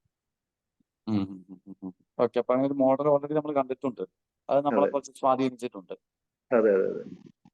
പക്ഷെ അപ്പനും അമ്മയും അങ്ങനെ കണ്ടിട്ടുണ്ടെങ്കിൽ നമ്മൾ എങ്ങനെയാ പിന്നെ ഇങ്ങനെ ചിന്തിക്കാൻ സാധിച്ചത്? അതായത് ഭാര്യ അടുക്കള ജോലി ചെയ്യണമെന്ന് കൂട്ടുകാരെ കണ്ടിട്ടാണ്, അല്ലെങ്കിൽ അന്നത്തെ സംസ്കാരം അതാണ് നമ്മുടെ പുരുഷത്വം എന്നൊക്കെ പറഞ്ഞാൽ ഒരു സ്റ്റാൻഡേർഡ്. അങ്ങനെ അടുക്കള ആയിരിക്കാം, ജോലി ചിലപ്പോ പുരുഷന്. നമ്മുടെ കുടുംബങ്ങളിലെ ചുറ്റുപാടുകളിൽ നിന്നായിരിക്കാം. അതായത് ഇപ്പൊ ഒരു അച്ഛൻ പറഞ്ഞ പോലെ നേരത്തെ പെണ്ണുണ്ണി എന്നൊക്കെ പറഞ്ഞല്ലോ. അപ്പൊ ഭാര്യനെ സഹായിച്ച് ഭാര്യയുടെ കൂടെ നടന്ന, അപ്പൊ അങ്ങനെ ഒരു പേര് കേൾക്കേണ്ട വന്നാലോ എന്നുള്ളൊരു പേടിയൊക്കെ ഉണ്ടായിരുന്നുണ്ടോ? ആ അതെ. Okay, good good good. Okay, Shiffy. ആം, എന്റെ കാര്യം പറഞ്ഞു കഴിഞ്ഞാല് ആം, എനിക്കെല്ലാം പെട്ടെന്ന് കാര്യങ്ങളൊക്കെ ചെയ്ത് തീർക്കണ കൂട്ടത്തിൽ അങ്ങനെയാണ് ആഗ്രഹം. അപ്പോ ഇവിടെ വന്ന സമയത്തൊക്കെ ആള് ഭയങ്കര എല്ലാം എനിക്കിപ്പോ അധികം സ്ലോ ആണെന്നാണ് വിചാരിച്ചിരുന്നത്. നമ്മൾ എന്തെങ്കിലും ഒരു കാര്യം അല്ലെങ്കിൽ എന്തെങ്കിലും ഒരു സംഭവം പറഞ്ഞു കഴിഞ്ഞാൽ അത് പെട്ടെന്ന് ആള് റെസ്പോണ്ട് ചെയ്യില്ല. കുറെ സമയം ഇപ്പൊ നമ്മള് ആദ്യമൊക്കെ വന്നപ്പോ നമുക്കൊരു ഐഡിയ ഇല്ല. അപ്പൊ നമ്മൾ വിചാരിക്കും എന്ത്, ചിലപ്പോ ഞാൻ എന്തെങ്കിലും കാര്യം ചെയ്യാൻ പറഞ്ഞാൽ തന്നെ, അല്ലെങ്കിൽ എന്തെങ്കിലും ഒരു പൈപ്പ് കേടായി അല്ലെങ്കിൽ അങ്ങനെ ഒരു ചെറിയ കാര്യം മതിയായി. അപ്പൊ എന്നെ സംബന്ധിച്ച് അത് വേഗം തന്നെ നന്നാക്കാൻ റീപ്ലേസ് ചെയ്യുക എന്നുള്ളതാണ്. പക്ഷെ ആളോട് പറഞ്ഞു കഴിഞ്ഞാൽ ആളിങ്ങനെ ചിലപ്പോ 2 ദിവസത്തേക്ക് അതിനെ കുറിച്ച് ഒന്നും മിണ്ടില്ല. അപ്പൊ ഞാനിങ്ങനെ ആദ്യം ചിന്തിച്ചിരുന്നത് ഈ മനുഷ്യൻ ചിലപ്പോ മടിയായിട്ടാണോ ചെയ്യാത്തത് എന്നൊക്കെ ഉള്ള രീതിയിലാണ് വിചാരിച്ചിരുന്നത്. പിന്നെ ഈ പറഞ്ഞ പോലെ കൂടുതൽ അറിയാൻ സാധിച്ചപ്പോ ആൾക്ക് എല്ലാം ആലോചിച്ച് ചെയ്യണ കൂട്ടത്തിലാണെന്നുള്ള ഒരു ഒരു രീതിയാണ് ആളുടെ. അത് മനസ്സിലാക്കി കഴിഞ്ഞപ്പോ ഞാനും ഇപ്പോ അതിനോട് അഡ്ജസ്റ്റ് ചെയ്തു ആയി. പിന്നെ ആളും കുറച്ചും കൂടെ ഫാസ്റ്റ് ആയി കാര്യങ്ങൾ. അതായത് എന്തെങ്കിലും ഒരു കാര്യങ്ങൾ തീരുമാനം എടുക്കുമ്പോ ആലോചിച്ച് തന്നെയാണ് രണ്ടുപേരും തീരുമാനം എടുക്കുന്നത് തന്നെ. അല്ലെങ്കിൽ എന്തെങ്കിലും ഒരു കാര്യം കേടാവുകയോ അങ്ങനെയുള്ള കാര്യങ്ങളിലൊക്കെ വരുമ്പോ ഇപ്പൊ എന്റെ ഭാഗത്തുനിന്ന് ഞാൻ കുറച്ച് സ്ലോ ആയി, ആളുടെ ഭാഗത്തുനിന്ന് ആള് കുറച്ചും കൂടി ഫാസ്റ്റ് ആയി. അപ്പൊ ഇത്രയും കൂടി എന്താ പറയുക, ഓക്കെ, പിന്നെ അപ്പൊ പല കാര്യങ്ങളിലും അങ്ങനെയുള്ള വ്യത്യാസങ്ങളൊക്കെ ഉണ്ടായിരുന്നത് പതുക്കെ പതുക്കെ കുറച്ചുകൊണ്ട് വരുന്നു. ഇപ്പൊ ഈ ട്രെയിനിങ്ങും ഗ്രേസ് റിപ്പിൾസ് ഒക്കെ കൂടിയതിന്റെ ഭാഗമായിട്ടാണെന്ന് തോന്നുന്നു. ഓക്കെ, അപ്പൊ ഈ ഷിഫിക്ക് ശരിക്കും പറഞ്ഞു കഴിഞ്ഞാൽ ഷിഫി നല്ല വേഗതയിൽ കാര്യങ്ങൾ ചെയ്യുന്ന ഒരാളാണ്. എനിക്ക് സ്പീഡ് ആളെന്നോട് എപ്പോഴും പറയും കുറെ കാര്യങ്ങൾ ഒരുമിച്ച് ചെയ്യുന്നു. അപ്പൊ എനിക്ക് അടുക്കളയിലും ആള് വന്ന് ചെയ്യുമ്പോ ആള് ഭയങ്കര സിസ്റ്റമാറ്റിക് ആയിട്ട് എല്ലാം ചെയ്യുമ്പോ ചില സമയത്ത് എനിക്ക് നമ്മുടെ സ്പീഡിനൊത്ത് എത്താതെ ആകുമ്പോ അതും ഒരു ബുദ്ധിമുട്ടുണ്ടായിരുന്നു. പക്ഷെ ഇപ്പൊ ഞാനത് മനസ്സിലാക്കി, ആളെല്ലാം പെർഫെക്റ്റ് ആയിട്ട് ചെയ്യുന്ന ആളാണ്. അപ്പൊ ഞാനും അതിനോട് അഡ്ജസ്റ്റ് ചെയ്ത് തുടങ്ങി. അല്ലേ? ഓക്കെ, അപ്പോ നമുക്കുള്ള ഒരു വിശ്വാസമാണ്, അതായത് ഞാനെല്ലാം പെർഫെക്റ്റ്, ഐ മീൻ വേഗതയിൽ ചെയ്യുന്ന ഒരാളാണ്. അപ്പൊ എന്റെ കൂടെയുള്ള ആളും അതേ വേഗതയിൽ ചെയ്യണം. അത് അറിയാതെ തന്നെ ഞാൻ ആവശ്യപ്പെടാം. കാരണം എന്റെ ഉള്ളിൽ കിടക്കുന്ന വിശ്വാസം അതാണ്. ഒരാൾ കാര്യം ചെയ്യുമ്പോൾ പിടിപിടി ചെയ്യേണ്ട, ഒരു പൈപ്പ് പൊട്ടി കഴിഞ്ഞാൽ 2 ദിവസം കഴിഞ്ഞിട്ട് നന്നാക്കിയാൽ ശരിയാവില്ലല്ലോ. അത് തുടക്കത്തിൽ തന്നെ ശരിയാക്കണ്ടേ? അങ്ങനെ നമ്മുടെ മനസ്സ് അങ്ങനെ ചിന്തിച്ച് പോവാണ്. അപ്പോഴാണ് ഇയാൾ നന്നാക്കാതെ അവിടെ ഇരിക്കുന്നത്. അത് കാണുമ്പോൾ നമുക്ക് ദേഷ്യം വരും. അപ്പൊ നമ്മൾ അസ്വസ്ഥപ്പെടും. ചിലപ്പോൾ അതിന്റെ പേരിൽ വഴക്കുണ്ടാകും. പക്ഷെ അത് കഴിഞ്ഞ് കുറച്ച് ദിവസം കഴിയുമ്പോൾ നമ്മൾ ആളെ മനസ്സിലാക്കാനായിട്ട് ഒരു ശ്രമം തുടങ്ങാണ്. അപ്പൊ നമുക്ക് മനസ്സിലായി അദ്ദേഹത്തിന്റെ ഒരു സ്റ്റൈൽ എന്ന് പറയുന്നത് ആലോചിച്ചിട്ട് ചെയ്യുന്ന ഒരു പ്രകൃതമാണ്. അപ്പൊ എൻ്റെ ഒരു വേഗതയല്ല ആളുടെ ഒരു വേഗത എന്ന ഒരു റിയാലിറ്റിയിലേക്ക് നമ്മൾ വരികയാണ്. അപ്പൊ ആ റിയാലിറ്റി നമ്മുടെ വിശ്വാസത്തെ ചലഞ്ച് ചെയ്യാണ്. അപ്പൊ ആ ചലഞ്ച് ചെയ്യുമ്പോൾ ഒന്നുകിൽ നമുക്ക് വിട്ടുകൊടുക്കാതെ പിടിച്ചു നിൽക്കാം, അല്ലെങ്കിൽ നമുക്ക് നോക്കും അതിനകത്ത് ഒരു പോയിന്റ് ഉണ്ടല്ലോ, ഒരു കാര്യം ചെയ്യുമ്പോൾ ഒരുങ്ങി ചെയ്യണമല്ലോ, അപ്പൊ അതിനൊരു അല്പം സമയം എടുത്താലും തെറ്റില്ലല്ലോ എന്ന് അദ്ദേഹത്തിന്റെ ആ സിറ്റുവേഷൻ എന്നെ ചലഞ്ച് ചെയ്യുമ്പോൾ എനിക്ക് വേണമെങ്കിൽ ലോജിക്കലായിട്ട് ചിന്തിക്കാം. അപ്പോഴാണ് ഞാൻ അതിൽ നിന്ന് മാറുന്നത്. ഷിഫി അങ്ങനെയാണ് ആളോട് മാറാൻ തുടങ്ങിയത്. മാത്രമല്ല പിന്നെ നിങ്ങൾ ഒരുമിച്ച് അല്ല, ആലോചിക്കാനൊക്കെ കുറച്ച് തുടങ്ങി ദിവസങ്ങൾ കഴിഞ്ഞപ്പോൾ കൊണ്ടല്ല കേട്ടോ, കുറച്ച് വർഷങ്ങൾ കൊണ്ടാ മാറിയത്. അല്ല കുറച്ച് ദിവസങ്ങൾ കൊണ്ടല്ല, കുറച്ചാണ്. ഇപ്പൊ അതെ 18 വർഷമായില്ലേ. അതുകൊണ്ടാണ് അപ്പം ഈ പറഞ്ഞ പോലെ അതുകൊണ്ടാണ് നമ്മള് അതുകൊണ്ടാണ് ഈ കൊറേയൊക്കെ ഭാര്യ ഭർത്താക്കന്മാർക്ക് 10-60 വർഷം തന്നേക്കുന്നത്. കുറച്ച് വർഷങ്ങൾ കൊണ്ട് മാറുള്ളൂ. അതുകൊണ്ടാണ് മാറുക എന്നുള്ളതാണ് പ്രധാനപ്പെട്ട കാര്യം, അല്ലേ? Yes yes yes. Okay, good. നിങ്ങൾക്ക് ഐ തിങ്ക് അവർ നല്ല ഭംഗിയായിട്ട് ഷെയർ ചെയ്തല്ലോ. രണ്ട് പെർസ്പെക്റ്റീവ്, അവർക്കുണ്ടായിരുന്ന വിശ്വാസങ്ങൾ, അത് അവരുടെ കാഴ്ചപ്പാടുകൾ, അവരുടെ പെരുമാറ്റത്തെയൊക്കെ നിയന്ത്രിച്ചത്, പിന്നെ അതിനെ എങ്ങനെ അവര് അതിജീവിക്കാനായിട്ട് ശ്രമിച്ചു എന്നാണ് ലീമേഷും ഷിഫിയും ഷെയർ ചെയ്തത്. കൊള്ളാം, ഗുഡ്. യെസ്, നമുക്ക് ഇനി അടുത്ത കപ്പിളിനെ നമുക്ക് ശ്രമിക്കാം. ആരാ? ലിജോ, ഗ്രീഷ്മ? എനിക്ക് പറയാനുള്ളത്, എന്നെ സംബന്ധിച്ച് എനിക്കൊരു പ്ലാനിങ് ഇല്ലാത്ത ഒരു ആ സമയത്ത് എന്ത് നടക്കുന്നു അതനുസരിച്ച് ചെയ്യുന്ന ഒരാളാണ് ഞാൻ. പക്ഷെ പുള്ളിക്കാരത്തിയാണെങ്കിൽ നല്ല തലയിരിച്ചാണ്.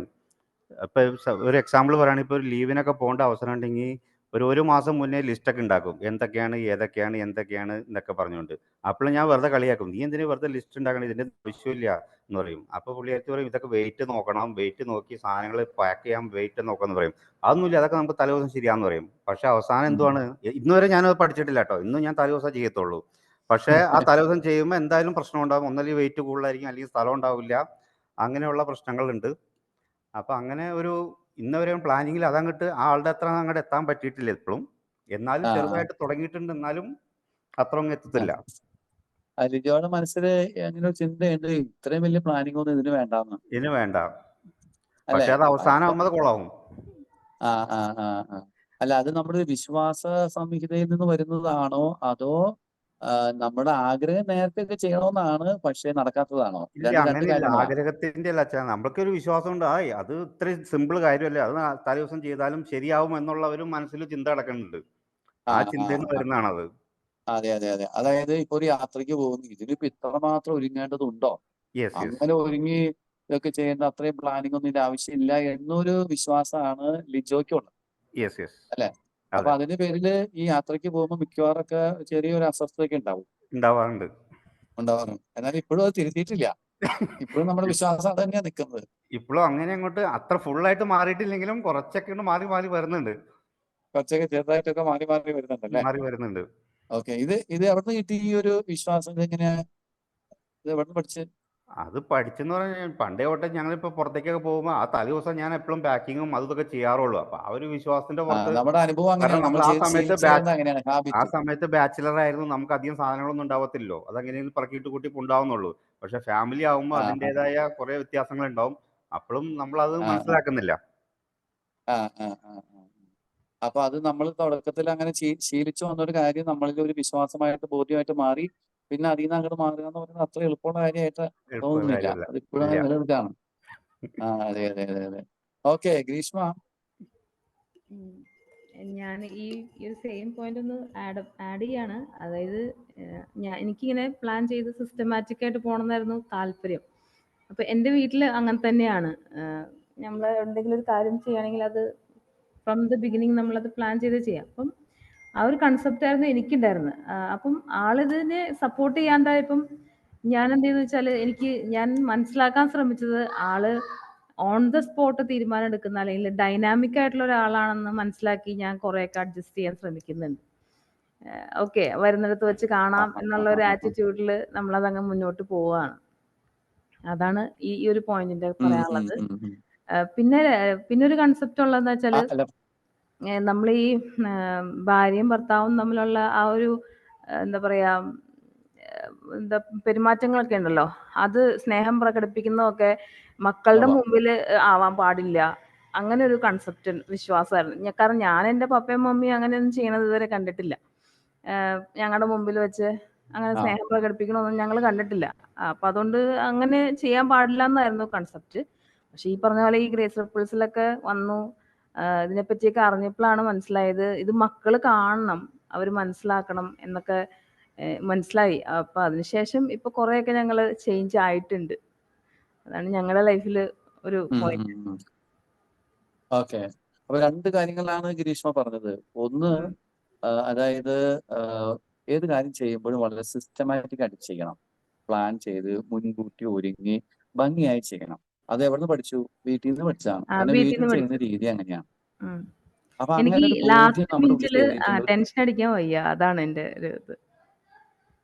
ആ ആ ആ അപ്പൊ നമ്മൾ ഈ ലാസ്റ്റ് മിനിറ്റിലേക്ക് വെക്കുന്തോറും നമ്മുടെ സമ്മർദ്ദം കൂടി വരും. അതുകൊണ്ട് അത് മുൻകൂട്ടി ചെയ്യുന്ന ഒരു രീതിയാണ് ഗ്രീഷ്മയ്ക്കുള്ളത്. അപ്പൊ ആ വിശ്വാസം വെച്ചിട്ടാണ് ഈ വിവാഹത്തിലേക്ക് പ്രവേശിക്കുന്നത്. ലിജോ അതിന് നേരെ ഓപ്പോസിറ്റ്. സ്വാഭാവികമായിട്ട് ഒരു കോൺഫ്ലിക്റ്റിംഗ് ഏരിയ ആണ്, അല്ലെ? പക്ഷെ ഈ കോൺഫ്ലിക്റ്റിംഗ് ഏരിയ ഇപ്പോഴും അങ്ങനെ പൂർണ്ണമായിട്ട് അങ്ങ് സോൾവ് ചെയ്യാൻ നമുക്ക് പറ്റിയിട്ടില്ല. അങ്ങോട്ടും ഇങ്ങോട്ടും അപ്പൊ ഇവിടുത്തെ ഒരു അതെ അല്ല, ഇവിടുത്തെ ഒരു ചോദ്യം ഉണ്ട്. ഇപ്പൊ ഇതിനകത്ത് ഏത് വിശ്വാസമാണ് ശരി? ഇപ്പൊ ലിജോയുടെ ആ വിശ്വാസം ശരി, അത് ഗ്രീഷ്മയുടെ ആണ്. അതായത് ഇതിന് പ്ലാനിങ് ആവശ്യമുണ്ടോ ആവശ്യമില്ലേ? ഇതൊരു ചലഞ്ചിങ് ആയിട്ടുള്ള ഒരു കാര്യമാണ്. ചലഞ്ചിങ് ആണ്. അതിനെക്കുറിച്ച് ആദ്യമേ അത് ഓരോരുത്തരുടെ പെർസ്പെക്റ്റീവ് പോലെ ഇരിക്കും. അതിപ്പോ എന്റെ പെർസ്പെക്റ്റീവില് അതാണ് ശരി, ചേട്ടന്റെ പെർസ്പെക്റ്റീവില് അതല്ല. ഡൈനാമിക് ആയിട്ട് അപ്പൊ പിന്നെ നിങ്ങളിപ്പോ ഇത് എങ്ങനെ അഡ്ജസ്റ്റ് ചെയ്യണ എങ്ങനെയാ? നിങ്ങൾ ഇതെങ്ങനെ അഡ്ജസ്റ്റ് ചെയ്യണ ഇപ്പോ? അതെങ്ങനെയെങ്കിലൊക്കെ അത് എന്താ പറയാ, അഡ്ജസ്റ്റ് ഒരു ചെറിയ അടി ഇടി ഒച്ചപ്പാടും വേളം തല ദിവസം നടക്കും. അപ്പൊ അതിൻ്റെതായ അതങ്ങനെ തീർക്കും. പിറ്റേ ദിവസം സംഭവങ്ങൾ കഴിഞ്ഞു പോലും. അപ്പൊ അതങ്ങോട്ട് ഒതുങ്ങി പൊക്കോളും. പിന്നെന്ന് വെച്ച് കഴിഞ്ഞാൽ എന്ത് പ്രശ്നം ഉണ്ടായാലും പുള്ളി അതങ്ങ് എങ്ങനെയെങ്കിലും ഹാൻഡിൽ ചെയ്യും. ഇപ്പൊ വെയിറ്റ് പ്രോബ്ലം ഉണ്ടായാലും ഐ മീൻസ് എന്ത് പ്രോബ്ലം ഉണ്ടായാലും അതെങ്ങനെയെങ്കിലൊക്കെ അങ്ങ് ശരിയാക്കി തരും. അപ്പൊ അതുകൊണ്ട് പിന്നെ പ്രോബ്ലം സോൾവ് ആവും. അതുകൊണ്ട് പിന്നെ അത്ര വലിയൊരു പ്രശ്നമില്ല.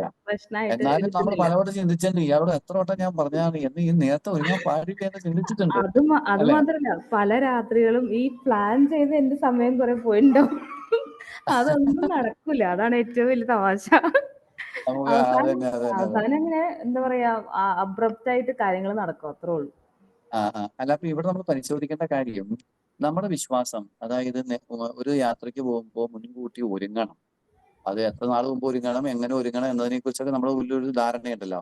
ആ ധാരണ യാഥാർത്ഥ്യത്തിന് നിരക്കുന്നതാണോ, അതോ നമ്മുടെ ഒരു അമിതമായ ഉത്കണ്ഠയിൽ നിന്ന് വരുന്നതാണോ എന്നുള്ളൊരു പരിശോധന നമുക്ക് ആവശ്യമാണ്. ഇപ്പൊ നമ്മുടെ ഉള്ളിലുള്ള ബോധ്യം എന്താണെന്ന് നമ്മൾ ഐഡന്റിഫൈ ചെയ്തിട്ടുണ്ട്. ആ ബോധ്യത്തെ നമ്മൾ അംഗീകരിക്കുന്നുണ്ട്. ഇനി ആ അംഗീകരിക്കുന്ന ബോധ്യം അത് യാഥാർത്ഥ്യത്തിന് നിരക്കുന്നതാണോ, അത് ഒരു കുടുംബത്തിൽ പ്രാവർത്തികമാക്കാൻ കഴിയുന്നതാണോ, ഇത് നമ്മൾ പരിശോധിക്കണം. അപ്പോൾ ഇവിടെ ഭർത്താവ് എന്ന് പറയുന്ന ഒരു വ്യക്തി അങ്ങനത്തെ ഒരു ശീലമില്ലാത്ത ഒരാളാണ്. അപ്പൊ ഇവിടെ അദ്ദേഹം ചിന്തിക്കുന്ന രീതി വ്യത്യസ്തമാണ്. അപ്പോ അദ്ദേഹം ചിന്തിക്കുന്ന രീതിയിൽ അദ്ദേഹത്തിന്റെ പെർസെപ്ഷൻ നമ്മൾ നേരത്തെ പറഞ്ഞു. അങ്ങനെയാണ് എങ്കിൽ എങ്ങനെ നമുക്ക് ഇതിനൊരു ക്രിയേറ്റീവായിട്ട് എങ്ങനെ നമുക്കൊരു സമന്വയിപ്പിച്ച് കൊണ്ടുപോകാം എന്നുള്ള ഒരു ആലോചന തനിച്ചും ഒരുമിച്ചിരുന്ന് നടത്തി അതിനൊരു പരിഹാരം കണ്ടെത്തുന്നതാണ് ശരിക്കും ഇതിനെ അഡ്രസ് ചെയ്യാനുള്ള വഴി. രണ്ടുപേരുടെയും രണ്ടുപേരും പറയുന്നതിൽ ചില നല്ല വശങ്ങളുണ്ട്. രണ്ടുപേരും പറയുന്നതില് ഇപ്പൊ ഗ്രീഷ്മനെ സൂചിപ്പിച്ച പോലെ തന്നെ ഇതിപ്പോ നമ്മൾ കുറെ ആലോചിച്ച് കുറെ സമയം ഇതിനു വേണ്ടി മാറ്റി വെക്കുന്നുണ്ട്. ഇത്രയും സമയം ഇതിനു വേണ്ടി മാറ്റി വെക്കേണ്ട കാര്യമുണ്ടോ എന്നാണ് ലിജു ചോദിക്കുന്നത്. അപ്പൊ രണ്ടിനും അതിൻ്റെതായ വാല്യൂ ഉണ്ട്. അങ്ങനെ ഒരു ഡയലോഗ് നടത്തി നമുക്കതിനെ തിരുത്താനായിട്ട് സാധിച്ചാൽ നമുക്കതിനെ പരിഹരിക്കാൻ പറ്റും. അതായിരിക്കും അതിനുള്ള നല്ല മാർഗം തോന്നുന്നു. ഓക്കെ, എനിവേ വിശ്വാസമേത വീട്ടിൽ നിന്ന് വന്നത് നമ്മൾ പരിശീലിച്ചുകൊണ്ടിരിക്കുകയാണ്. സ്നേഹം പ്രകടിപ്പിക്കാൻ പാടില്ല എന്ന് വീട്ടിൽ നമ്മൾ ശീലിച്ചേക്കാണ്. പക്ഷെ ഇപ്പൊ ഇവിടെ വന്നപ്പോൾ നമുക്ക് കുറച്ചും കൂടിയൊക്കെ ബോധ്യങ്ങൾ കിട്ടി. അതിനാണ് എഡ്യൂക്കേഷൻ നമ്മൾ പറയുന്നത്. നമ്മുടെ ഈ ഗ്രേസ് റിപ്പിൾസ് പോലുള്ള ട്രെയിനിങ് വളരെ ഹെൽപ്ഫുൾ ആണ് ഈ വിശ്വാസമഹിത മാറ്റാനായിട്ട്. അതെന്തുകൊണ്ടാന്ന് വെച്ച് കഴിഞ്ഞാല് ഇപ്പൊ നിങ്ങളിപ്പോ ഓരോ കപ്പിൾസോട് ഷെയർ ചെയ്യുമ്പോൾ തന്നെ, ഇപ്പൊ ഗ്രേസ് റിപ്പിൾസ് എന്ന് പറഞ്ഞ കപ്പിൾസിന്റെ ഷെയറിംഗ് ആണല്ലോ, ഒരു വിഷയത്തെ ബേസ് ചെയ്തിട്ട്. അപ്പൊ ഷെയർ ചെയ്യുമ്പോൾ തന്നെ മറ്റുള്ളവർ ചെയ്യുന്നത് നമ്മളെ എക്സ്പോസ്ഡ് ആവാണ്. അവരങ്ങനെയാണ് ചെയ്യുന്നതല്ലേ, okay that's A good idea ആണല്ലോ, കൊള്ളാലോ. അങ്ങനെ നമുക്ക് എക്സ്പോഷർ കിട്ടി കഴിയുമ്പോൾ അറിയാതെ തന്നെ നമ്മുടെ വിശ്വാസ സംഹിതകളിൽ മാറ്റം വരും. അതാണ് ഈ നമ്മുടെ ഈ ഗ്രൂപ്പ് ഈ ഡിസ്കഷനും ഷെയറിങ്ങിന്റെ ഒക്കെ വലിയൊരു അഡ്വാൻറ്റേജ് എന്ന് പറയുന്ന ഒരു കാര്യം അതാണ്. പിന്നെ നമ്മൾ എടുക്കുന്ന ട്രെയിനിങ്, എഡ്യൂക്കേഷൻ, പുതിയ ലേണിംഗ്, വായന, ഇതൊക്കെ നമ്മളെ സഹായിക്കുന്ന കാര്യങ്ങൾ. Okay fine, thank you Lijo and Greesh. Thank U.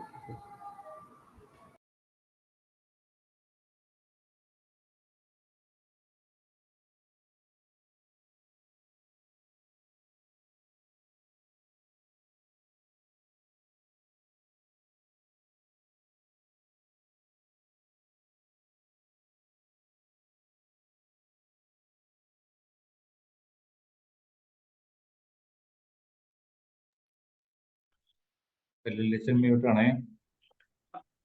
Hello ഒരു മിനിറ്റ്. കേൾക്കാവോ? കേൾക്കാം കേൾക്കാം കേൾക്കാം കേൾക്കാം. കേൾക്കാലോ? കേൾക്കാം. Okay okay, please continue. Sorry ഏട്ടാ, ഒരു കോൾ വന്നു. Sorry. Jolly and Dhanya, mike unmute ചെയ്തു. Okay fine. ഹലോ അച്ഛാ, ഈ വിഷയത്തെ കുറിച്ച് സംസാരിക്കുമ്പോൾ നമ്മള് 10-20 വർഷം മുമ്പ്, ഞങ്ങൾ വിവാഹം കഴിഞ്ഞിട്ട് 20 വർഷമായി. അതിന് മുമ്പുള്ള ഒരു കാലഘട്ടത്തിൽ നടന്ന സംഭവത്തിൽ നിന്ന് എത്രത്തോളം ഇവിടം വരെ എത്തി ഞങ്ങൾക്ക് ഒരുമിച്ച് കൊണ്ടുപോകാൻ പറ്റി എന്നുള്ള ഒരു ഇതാണ് എന്നാണ് എനിക്ക് മനസ്സിലായത്. ഞാൻ വിവാഹം ചെയ്യുമ്പോൾ തന്നെ എനിക്കൊരു കൺസെപ്റ്റ് ഉണ്ടായിരുന്നു. അങ്ങനെ എന്നേക്കാൾ അല്പം സാമ്പത്തിക കുറഞ്ഞ, നമ്മളുടെ ചൊൽപ്പടിക്ക് നിൽക്കുന്ന, നമ്മുടെ എന്തെങ്കിലും ബുദ്ധിമുട്ടുണ്ടായാൽ അതൊക്കെ ആയിട്ട് നിൽക്കുന്ന ഒരു കുടുംബത്തിൽ നിന്ന് വിവാഹം വരണം എന്നൊരാഗ്രഹം ഉണ്ടായിരുന്നു. അപ്പൊ ഞാൻ ഈ വിവാഹം കൊണ്ടുവന്നത് തന്നെ നമ്മുടെ അടുത്ത ബന്ധമാണ്. അപ്പൊ അവർക്കറിയാം നമ്മുടെ ആ ഒരു ചുറ്റുപാടനുസരിച്ചുള്ള ഒരു ബന്ധം തന്നെ വരുന്നത്. പക്ഷെ ഇവരുടെ വീടൊക്കെ വളരെ ചെറുതായിരുന്നു. അപ്പൊ എനിക്ക് തോന്നി അവരൊക്കെ വളരെ നമ്മുടെ ചൊൽപ്പടിക്ക് നിൽക്കുന്ന, സാമ്പത്തിക കുറഞ്ഞ, അപ്പൊ നമ്മുടെ ചെറിയ എന്തെങ്കിലുമൊക്കെ നമ്മള് ചെയ്യുന്ന കാര്യങ്ങളൊക്കെ അവർ വലുതായിട്ട് കാണുമല്ലോ എന്നൊക്കെ വിചാരിച്ചാണ് നമ്മള് അങ്ങനെ ചെയ്തത്. ഇവരുടെ കുടുംബത്തിലേക്ക് നമ്മളൊരു വിരുന്നിനായിട്ട് നമ്മളൊക്കെ പോകുമ്പോ നമ്മള് എന്തെങ്കിലും സാധനങ്ങളൊക്കെ വാങ്ങിച്ചുകൊണ്ട് പോകും. ഫ്രൂട്ട്സ് ആയിക്കോട്ടെ, എന്തെങ്കിലും സാധനങ്ങളൊക്കെ വാങ്ങിച്ചുകൊണ്ട് പോകും. ഇപ്പൊ ഇവരുടെ രീതി അനുസരിച്ച് നോക്കുകയാണെങ്കിൽ ആ കൊണ്ടുവരുന്ന സാധനം അങ്ങനെ തന്നെ എല്ലാം വിളമ്പി വയ്ക്കും. ഞങ്ങൾ പറഞ്ഞ ഒരു കർഷക കുടുംബമാണ്, ഞങ്ങൾ വളരെ ലുബ്ധിച്ചൊക്കെ ജീവിച്ചിരുന്ന ആൾക്കാരാണ്. ഇത് കണ്ടപ്പോ എനിക്ക് വളരെ ഒരു ഇതായിട്ട് തോന്നി കേട്ടോ. ഇങ്ങനെ ഞാൻ താഴേക്ക് നിൽക്കുന്ന കാണുന്ന ഒരു ആള് ഇങ്ങനെ ചെയ്യുന്നത് ഞാൻ ഒരിക്കലും പ്രതീക്ഷിച്ചില്ല. അത് കഴിഞ്ഞിട്ട് അവിടെ വേറെ ആള് വരികയാണ്, അതേ വിരുന്നിൽ വരുന്നവരാണ്. അവര് കൊണ്ടുവരുന്ന സാധനങ്ങൾ അങ്ങനെ തന്നെ ഇങ്ങനെ നിരത്തി ഇങ്ങനെ വെക്കും. എല്ലാവരും ഇത് വെട്ടി വിഴുങ്ങി ഇങ്ങനെ കഴിച്ചുകൊണ്ടിരിക്കും. നമ്മൾ നാളേക്ക് വേണ്ടിയിട്ട് എന്തെങ്കിലുമൊക്കെ കരുതി വെച്ച് എന്തെങ്കിലും മാറ്റി വെച്ച് കുറച്ചൊക്കെ ജീവിക്കുന്ന ഒരു കുടുംബത്തിൽ നിന്ന് വളരെ വ്യത്യസ്തമായിട്ടുള്ള ഒരു രീതി ഇവരുടെ കുടുംബത്തിൽ നിന്ന് എനിക്ക് കിട്ടി. പക്ഷെ അത് പിന്നീട് അതുപോലെ തന്നെ ഉപയോഗിക്കുന്ന, ഇപ്പൊ നമ്മുടെ കുടുംബത്തിൽ ഇവിടേക്ക് വന്നതിന് ശേഷം ഉപയോഗിക്കുന്ന വസ്ത്രങ്ങൾ, അവർ ജീവിത രീതികളെല്ലാം വളരെ വിചിത്രമായിരുന്നു. ഒരു വലിയ രീതിയിൽ ജീവിച്ച് ഇരുന്ന ആൾക്കാരായിരുന്നു. അപ്പൊ അതുകൊണ്ട് അതൊക്കെ എന്നെ വളരെ ഇതാക്കി. എങ്കിൽ പോലും വലിയ പ്രശ്നങ്ങളൊന്നും ഇല്ലാതെ, വലിയ ദൈവത്തിന്റെ പ്രത്യേക കാരണം കൊണ്ട് ഞങ്ങൾക്ക് ഇന്ന് വരെ അങ്ങനെ ഒരു ബുദ്ധിമുട്ടുകളൊന്നും ഉണ്ടായിട്ടില്ല. അത് അഡ്ജസ്റ്റ് ചെയ്ത് പോകാൻ സാധിച്ചു. അത് പിന്നീട് അത് നല്ലതായിരുന്നു. ആ ഒരു രീതി നമ്മള് കൊണ്ടുവരുന്ന, നമ്മളുടെ വീട്ടിലിപ്പോ 1 കിലോ 1/2 കിലോ ചാള മേടിച്ച് കഴിഞ്ഞാൽ ഞങ്ങൾ 7 പേര് അടങ്ങുന്ന ഒരു കുടുംബമാണ്. ഒരു ചാള 4 നേരം കഴിക്കുന്ന ആ ഒരു രീതിയിൽ നിന്ന് പെട്ടെന്ന് വേറൊരു രീതിയിലേക്ക് മാറേണ്ട ഒരു അവസ്ഥയിലേക്ക് വന്നു. പക്ഷെ അത് ഞാനിപ്പോ വളരെ രസകരമായിട്ട് പിന്നോട്ട് ചിന്തിക്കുമ്പോൾ അങ്ങനെ ഓർക്കുകയാണ്. ഓക്കെ, അപ്പൊ ഈ ജോലി കല്യാണം കഴിഞ്ഞ സമയത്ത് ഭാര്യ ചൊൽപ്പടിക്ക് നിൽക്കണ ഒരാളായിരിക്കണം എന്നുള്ള തോന്നലുണ്ടായിരുന്നല്ലേ? ചൊൽപ്പടി എന്ന് ഉദ്ദേശിച്ചത് എന്റെ ഒരു വിഷൻ അനുസരിച്ച് നോക്കുകയാണെങ്കിൽ ഞാനൊരു ലളിതമായിട്ട് ജീവിക്കുന്ന ആളാണ്. അതുപോലെ തന്നെ ജീവിക്കുമല്ലോ. അപ്പൊ നമ്മുടെ പോരായ്മകളെ അനുസരിച്ച് ജീവിക്കുമല്ലോ എന്നുള്ള രീതിയാണ്. ഓക്കെ ഓക്കെ, ആ രീതിയാണ് ഞാൻ ഉദ്ദേശിച്ചത്. അതായത് നമ്മളുടെ പരിമിതികളൊക്കെ മനസ്സിലാക്കി നമ്മളോട് ചേർന്ന് നിന്ന് ജീവിക്കുന്ന ഒരാളായിരിക്കും എൻ്റെ ഭാര്യ എന്നുള്ളൊരു എക്സ്പെക്ടേഷൻ ആണ് ഉണ്ടായത്, അല്ലേ? അപ്പൊ ജീവിതത്തെക്കുറിച്ച് ജോലിക്ക് ഉണ്ടായിരുന്ന ഒരു ചിന്ത എന്ന് പറഞ്ഞു കഴിഞ്ഞാൽ പരിമിതികളൊക്കെ ഉണ്ട്, അതിലൊക്കെ ഒതുങ്ങി ജീവിക്കണം, അല്ലെ? അതാണ് ഒരു വിശ്വാസ സംഹിത, ഒരു വിശ്വാസം മനസ്സിലുണ്ടായിരുന്നത്. അതിന് പറ്റിയൊരു ബന്ധമായിരിക്കണം എന്നൊരു തോന്നലാണ്. പിന്നെ ചെലവൊക്കെ ചുരുക്കി ചെയ്യണം എന്നൊരു തോന്നലുണ്ടായിരുന്നു. അതൊക്കെ വീട്ടിൽ നിന്ന് കിട്ടിയതാണ്. കാരണം വീട്ടിൽ ചെലവ് ചെയ്യുന്ന രീതി കണ്ടു പഠിച്ചിട്ടുണ്ട്. അപ്പൊ അതിൽ നിന്ന് നമ്മൾ മനസ്സിലാക്കിയിട്ടുണ്ട് ചെലവൊക്കെ ചുരുക്കി ചെയ്യുന്നതാണ് നല്ലത്. നമ്മൾ നാളേക്ക് വേണ്ടി സേവ് ചെയ്യണം എന്നുള്ള ഒരു വിശ്വാസമാണ് ഉള്ളത്. പക്ഷെ ഭാര്യയ്ക്കോ അല്ലെങ്കിൽ ഭാര്യയുടെ വീട്ടുകാർക്കോ നമ്മളിപ്പോ സമ്പാദിക്കുന്ന എന്തിനു വേണ്ടിയിട്ടാണ്? അറ്റ്ലീസ്റ്റ് ഭക്ഷണം എന്തെങ്കിലും കഴിക്കണ്ടേ, അല്ലെങ്കിൽ അത്യാവശ്യം എന്തെങ്കിലും നമ്മൾ എന്താ പറയാ ആസ്വദിക്കണ്ടേ? അതല്ലാതെ ഇതെല്ലാം നാളേക്ക് കൂട്ടി വെച്ചിട്ടുണ്ട് കാര്യം. അങ്ങനെ കുറച്ചുകൂടി മേ ബി ഒരു സെലിബ്രേറ്റീവ് ആയിട്ടുള്ള ഒരു പിക്ചർ ആയിരിക്കും അവരുടെ മനസ്സിലുണ്ടായിരുന്നത്. അപ്പൊ നമ്മുടെ വിശ്വാസവും അതനുസരിച്ച് നമ്മൾ കണ്ട രീതിയും അവരുടെ വിശ്വാസവും അവർ കണ്ട രീതിയും തമ്മിൽ വ്യത്യാസം വരികയാണ്, കോൺഫ്ലിക്റ്റ് വരിക, അല്ലേ? എന്നിട്ട് ഇതെങ്ങനെ മാനേജ് ചെയ്തു? ഇതിനകത്ത് എങ്ങനെ ഒരു പോസിറ്റിവിറ്റി കണ്ടുപിടിച്ചത്? ഇല്ല അത് തിരക്കേടില്ലാത്ത ഒരു ചിന്താഗതിയാണെന്ന് ഞാൻ പിന്നീട് എനിക്ക് മനസ്സിലായി. നമ്മുടെ ഇവിടെ ആയാലും ഞാൻ അത് കൊണ്ടുവരാൻ ശ്രമിച്ചു ആ ഒരു ആ സംഗതി. അല്ല, അത് എങ്ങനെ നമ്മുടെ ഉള്ളിലുണ്ടായിരുന്ന ആ വിശ്വാസം എങ്ങനെ മാറിയത്? അത് കണ്ടപ്പോൾ നമ്മൾ കുറച്ചും കൂടി അതിൽ നിന്ന് ലേൺ ചെയ്യാൻ നമുക്കൊരു പ്രേരണ കിട്ടിയല്ലേ? അതിനകത്ത് ഭാര്യയുടെ സ്വാധീനം ഉണ്ടോ? അതെ അതെ അതെ, അത് നമ്മൾ അഡ്ജസ്റ്റ് ചെയ്ത് പോണല്ലോ. ജീവിത പങ്കാളിയുടെ ഇതനുസരിച്ച് അഡ്ജസ്റ്റ് ചെയ്ത് പോണല്ലോ. ഞാൻ എപ്പോഴും ആ ഒരു ആ ആ അഡ്ജസ്റ്റ്മെന്റ് ഉദ്ദേശം കൊണ്ട് തന്നെയാണ് അത്. അല്ല, ചിലപ്പോൾ നമുക്കേ ഒരു വ്യക്തിയോട് ഇഷ്ടം തോന്നി കഴിയുമ്പോൾ ആ വ്യക്തിയുടെ വിശ്വാസം ഇത് ചിലപ്പോൾ നമ്മൾ കോപ്പി ചെയ്യും. അങ്ങനെയുണ്ട്. ഒരാളോട് നമുക്ക് ഇഷ്ടം തോന്നുമ്പോൾ അങ്ങനെ വരാം. അല്ലെങ്കിൽ അയാളുടെ ചില നല്ല പെരുമാറ്റങ്ങൾ കാണുമ്പോൾ ചിലപ്പോൾ നമുക്ക് അങ്ങനെ പ്രേരണ വരാം. അങ്ങനെ നമ്മുടെ വിശ്വാസം ബോധ്യങ്ങളിൽ ചിലപ്പോൾ ചേഞ്ചസ് വരാൻ സാധ്യതയുണ്ടല്ലോ. അതൊരു വഴിയാണ്.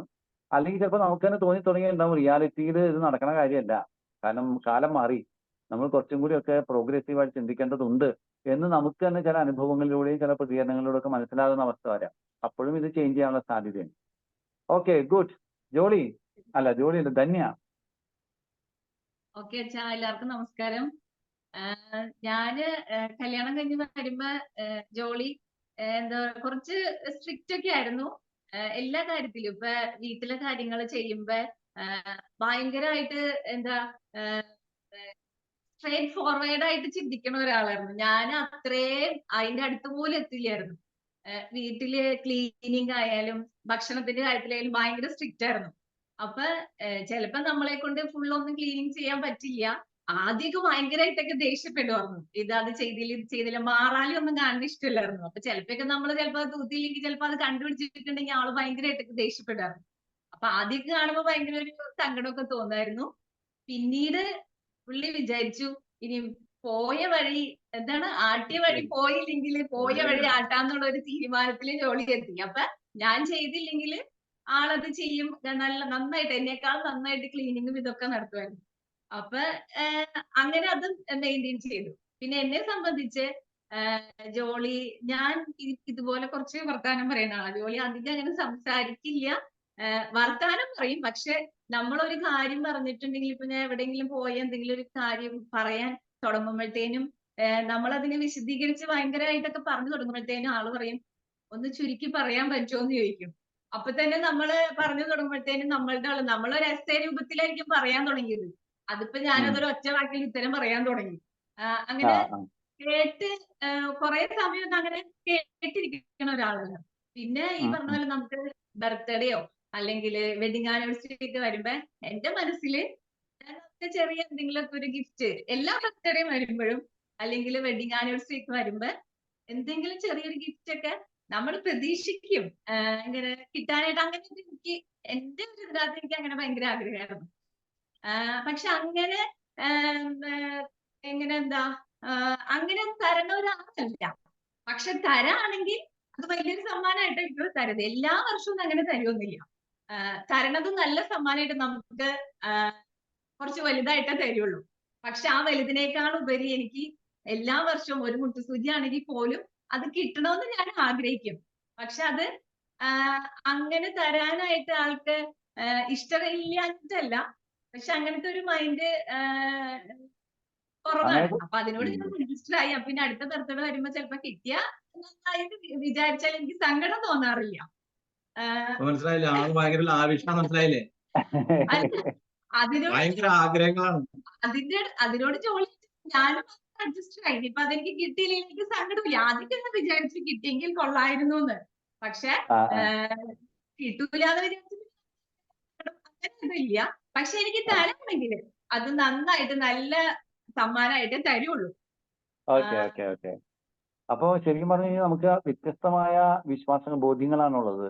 ഒന്ന്, നമുക്കിപ്പോ ഒരു ഉദാഹരണം പറഞ്ഞു കഴിഞ്ഞാല് ഇപ്പൊ പെർഫെക്ഷൻ, പൂർണ്ണത, ഒരു കാര്യം ചെയ്തു ഇപ്പൊ ചിലപ്പോൾ ചെറിയതൊക്കെ ഉണ്ടാവും, അതിപ്പോ നമ്മൾ മൈൻഡ് ചെയ്യേണ്ട കാര്യമില്ല എന്നാണ്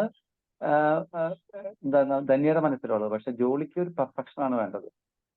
പിന്നെ അതുപോലെ തന്നെ സംസാരിക്കുമ്പോൾ വളരെ ഡീറ്റെയിൽ ആയിട്ട് സംസാരിച്ച് എല്ലാം ഭർത്താവ് കേൾക്കണം, എന്നാണ് ഭർത്താവിന് എന്നോട് സ്നേഹമുള്ളൂ എന്നാണ് ഞാൻ വിശ്വസിച്ചിരുന്നത്. അല്ലെ, അതും നടക്കുന്നില്ല.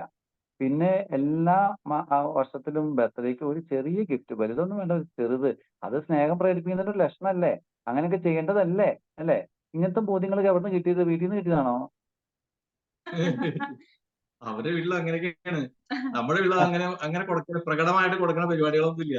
ഞങ്ങൾ അവിടെ എല്ലാ ബർത്ത്ഡേ അങ്ങനെ പോയി ആഘോഷിക്കും. ഇപ്പൊ അപ്പച്ചന്റെ അമ്മച്ചിന്റെ ഇപ്പോഴായാലും അതിന് ജോലി ഭയങ്കര ഇതായിട്ട് ഇപ്പോഴായാലും അങ്ങോട്ട് പോകാനൊക്കെ ഭയങ്കര ഇഷ്ടമാണ്. അപ്പൊ ആരുടെ ബർത്ത്ഡേയിൽ ഞങ്ങൾ അവിടെ പോവും, അത് ആഘോഷിക്കും. അപ്പൊ അങ്ങനെ ചില ബോധ്യങ്ങൾ എല്ലാ ആഴ്ചയിലും ഒരു ബർത്ത്ഡേ ഒരു ഇത് അതിനൊക്കെ നമ്മൾ ഗിഫ്റ്റും കൊണ്ടേ കൊടുക്കണം കേട്ടോ. ഓക്കെ അപ്പം വിശ്വാസങ്ങൾ തമ്മിൽ വ്യത്യാസം വരികയാണ് അല്ലെ. ഭാര്യ വിശ്വസിക്കുന്ന ഒരു കാര്യമാണ്, ഒരു ഭർത്താവിന് എന്നോട് സ്നേഹം ഉണ്ടെങ്കിൽ എല്ലാ വർഷവും ബർത്ത്ഡേക്ക് ഒരു ചെറിയ സമ്മാനമെങ്കിലും തരണം.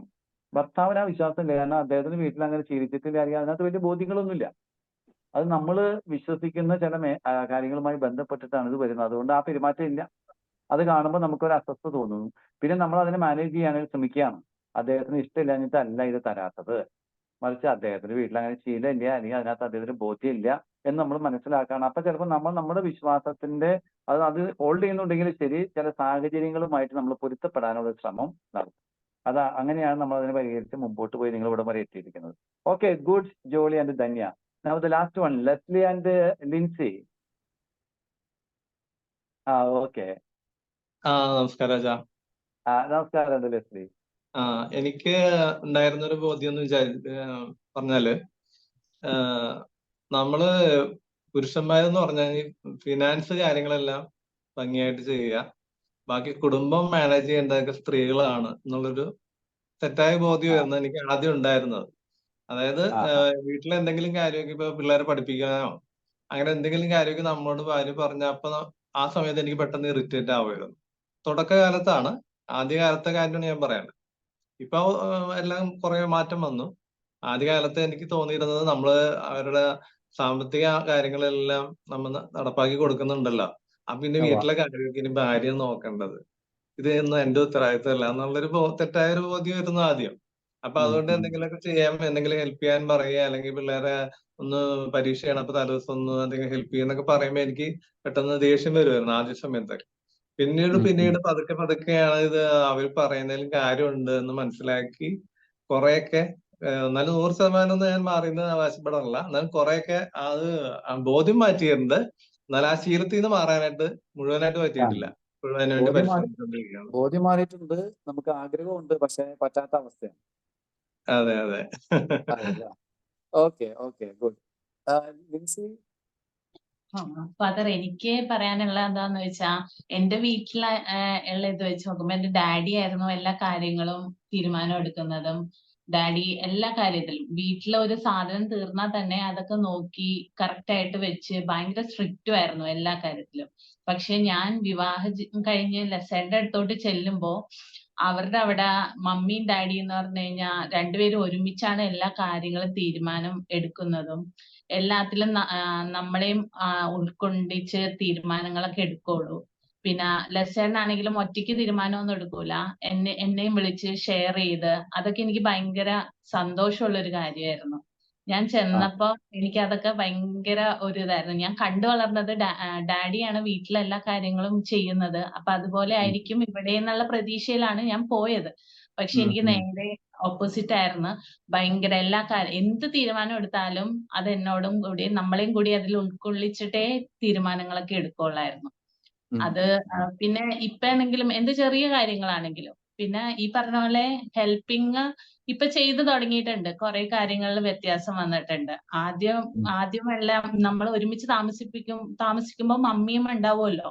ഇപ്പൊ മാറി താമസിക്കാൻ തുടങ്ങിയപ്പോ പുള്ളി നന്നായിട്ട് ഹെൽപ്പിങ്ങും കാര്യങ്ങളൊക്കെ വന്നു തുടങ്ങി. കുറെ മാറ്റങ്ങൾ വന്നു. ഇപ്പൊ എന്ത് കാര്യത്തിലാണെങ്കിലും കൂടെയുണ്ട്. അപ്പൊ ലെസ്ലി അടുക്കള കയറാതിരുന്നപ്പോ ഒരു അസ്വസ്ഥത തോന്നിയിരുന്നോ? അത് നമ്മൾ ജോലി ചെയ്യണ സമയത്താവുമ്പോ നമുക്ക് ഒരു ഹെൽപ്പ് ആവശ്യം വരും. വീട്ടിലെ കാര്യങ്ങളും പിന്നെ പിള്ളേരുടെ കാര്യങ്ങളും എല്ലാം കൂടി നോക്കേണ്ടി വരുമ്പോൾ നമ്മളും ആകെ ഒരു അസ്വസ്ഥമാവുമായിരുന്നു. ആ സമയത്തൊക്കെ കുറച്ച് അസ്വസ്ഥത തോന്നിയിരുന്നെങ്കിലും പുള്ളി അങ്ങനെ ഭയങ്കര ഒച്ചയെടുത്ത് ദേഷ്യപ്പെടില്ല, എല്ലാം ശാന്തമായിട്ടേ പറയുള്ളൂ. അപ്പൊ സ്നേഹത്തോടെ പറയുമ്പോ ആദ്യം ഒന്ന് ദേഷ്യപ്പെട്ട് നമ്മൾ പറഞ്ഞാലും പുള്ളി ശാന്തമായിട്ടേ പറയുള്ളൂ എല്ലാം. അപ്പൊ നമുക്കത് എനിക്കങ്ങനെ ഇറിറ്റേഷൻ വന്നിട്ടില്ല. പറയുന്നില്ല, പ്രകടിപ്പിച്ച് കിട്ടുന്നുണ്ട്. പക്ഷെ പുള്ളി എല്ലാം നല്ല സോഫ്റ്റ് ആയിട്ടേ കാര്യങ്ങൾ ചെയ്യുള്ളൂ. ചെയ്ത് തന്നില്ലെങ്കിലും അത് ഒരു സോഫ്റ്റ് ആയിട്ടൊക്കെ പറയുള്ളൂ. അതൊക്കെ ആ എന്റെ വീട്ടിൽ വെച്ച് നോക്കുമ്പോ ഡാഡി ഭയങ്കരമായിട്ട് പെട്ടെന്ന് റേസ് ആവുമായിരുന്നു മമ്മിയുടെ അടുത്ത്. ആ ആ ആ എനിക്കത് വെച്ച് നോക്കുമ്പോ ഇവിടെ സ്വർഗമായിരുന്നു. എല്ലാം ആ എനിക്ക് സോഫ്റ്റ് ആയിട്ട് ശരി. കാര്യങ്ങൾ ചെയ്തു തന്ന ആളാണ്. അപ്പൊ നമ്മൾ കണ്ടു വളർന്ന ആ അവസ്ഥയിൽ നിന്ന് വളരെ വ്യത്യസ്തമായ വളരെ കുറച്ചും കൂടി വ്യത്യസ്തമായിരുന്നു അത്. വളരെ വ്യത്യസ്തമായിരുന്നു. കുറച്ചുകൂടി നമ്മളെ മനസ്സിലാക്കുന്ന അല്ലെങ്കിൽ കുറച്ചുകൂടി നമ്മളുമായിട്ട് ആലോചന നടത്തുന്ന അതെ ഒരു രീതിയിലേക്ക് വന്നപ്പോ നമുക്ക് ആദ്യം നമ്മൾ ചിന്തിച്ചിരുന്ന രീതിയൊക്കെ മാറി. ആ അതെ ഒരു അതെ ആ ഒരു പോസിറ്റീവ് നന്മ കണ്ടപ്പോ അതിനകത്തേക്ക് നമ്മൾ ഷിഫ്റ്റ് ചെയ്തു. ഓക്കെ. അതെ തീർച്ചയായിട്ടും. പിന്നെ വീട്ടില് ഭർത്താവ് അടുക്കളയിൽ സഹായിക്കണം എന്നുള്ള ബോധ്യം അന്നുണ്ട് ഇന്നുണ്ട്.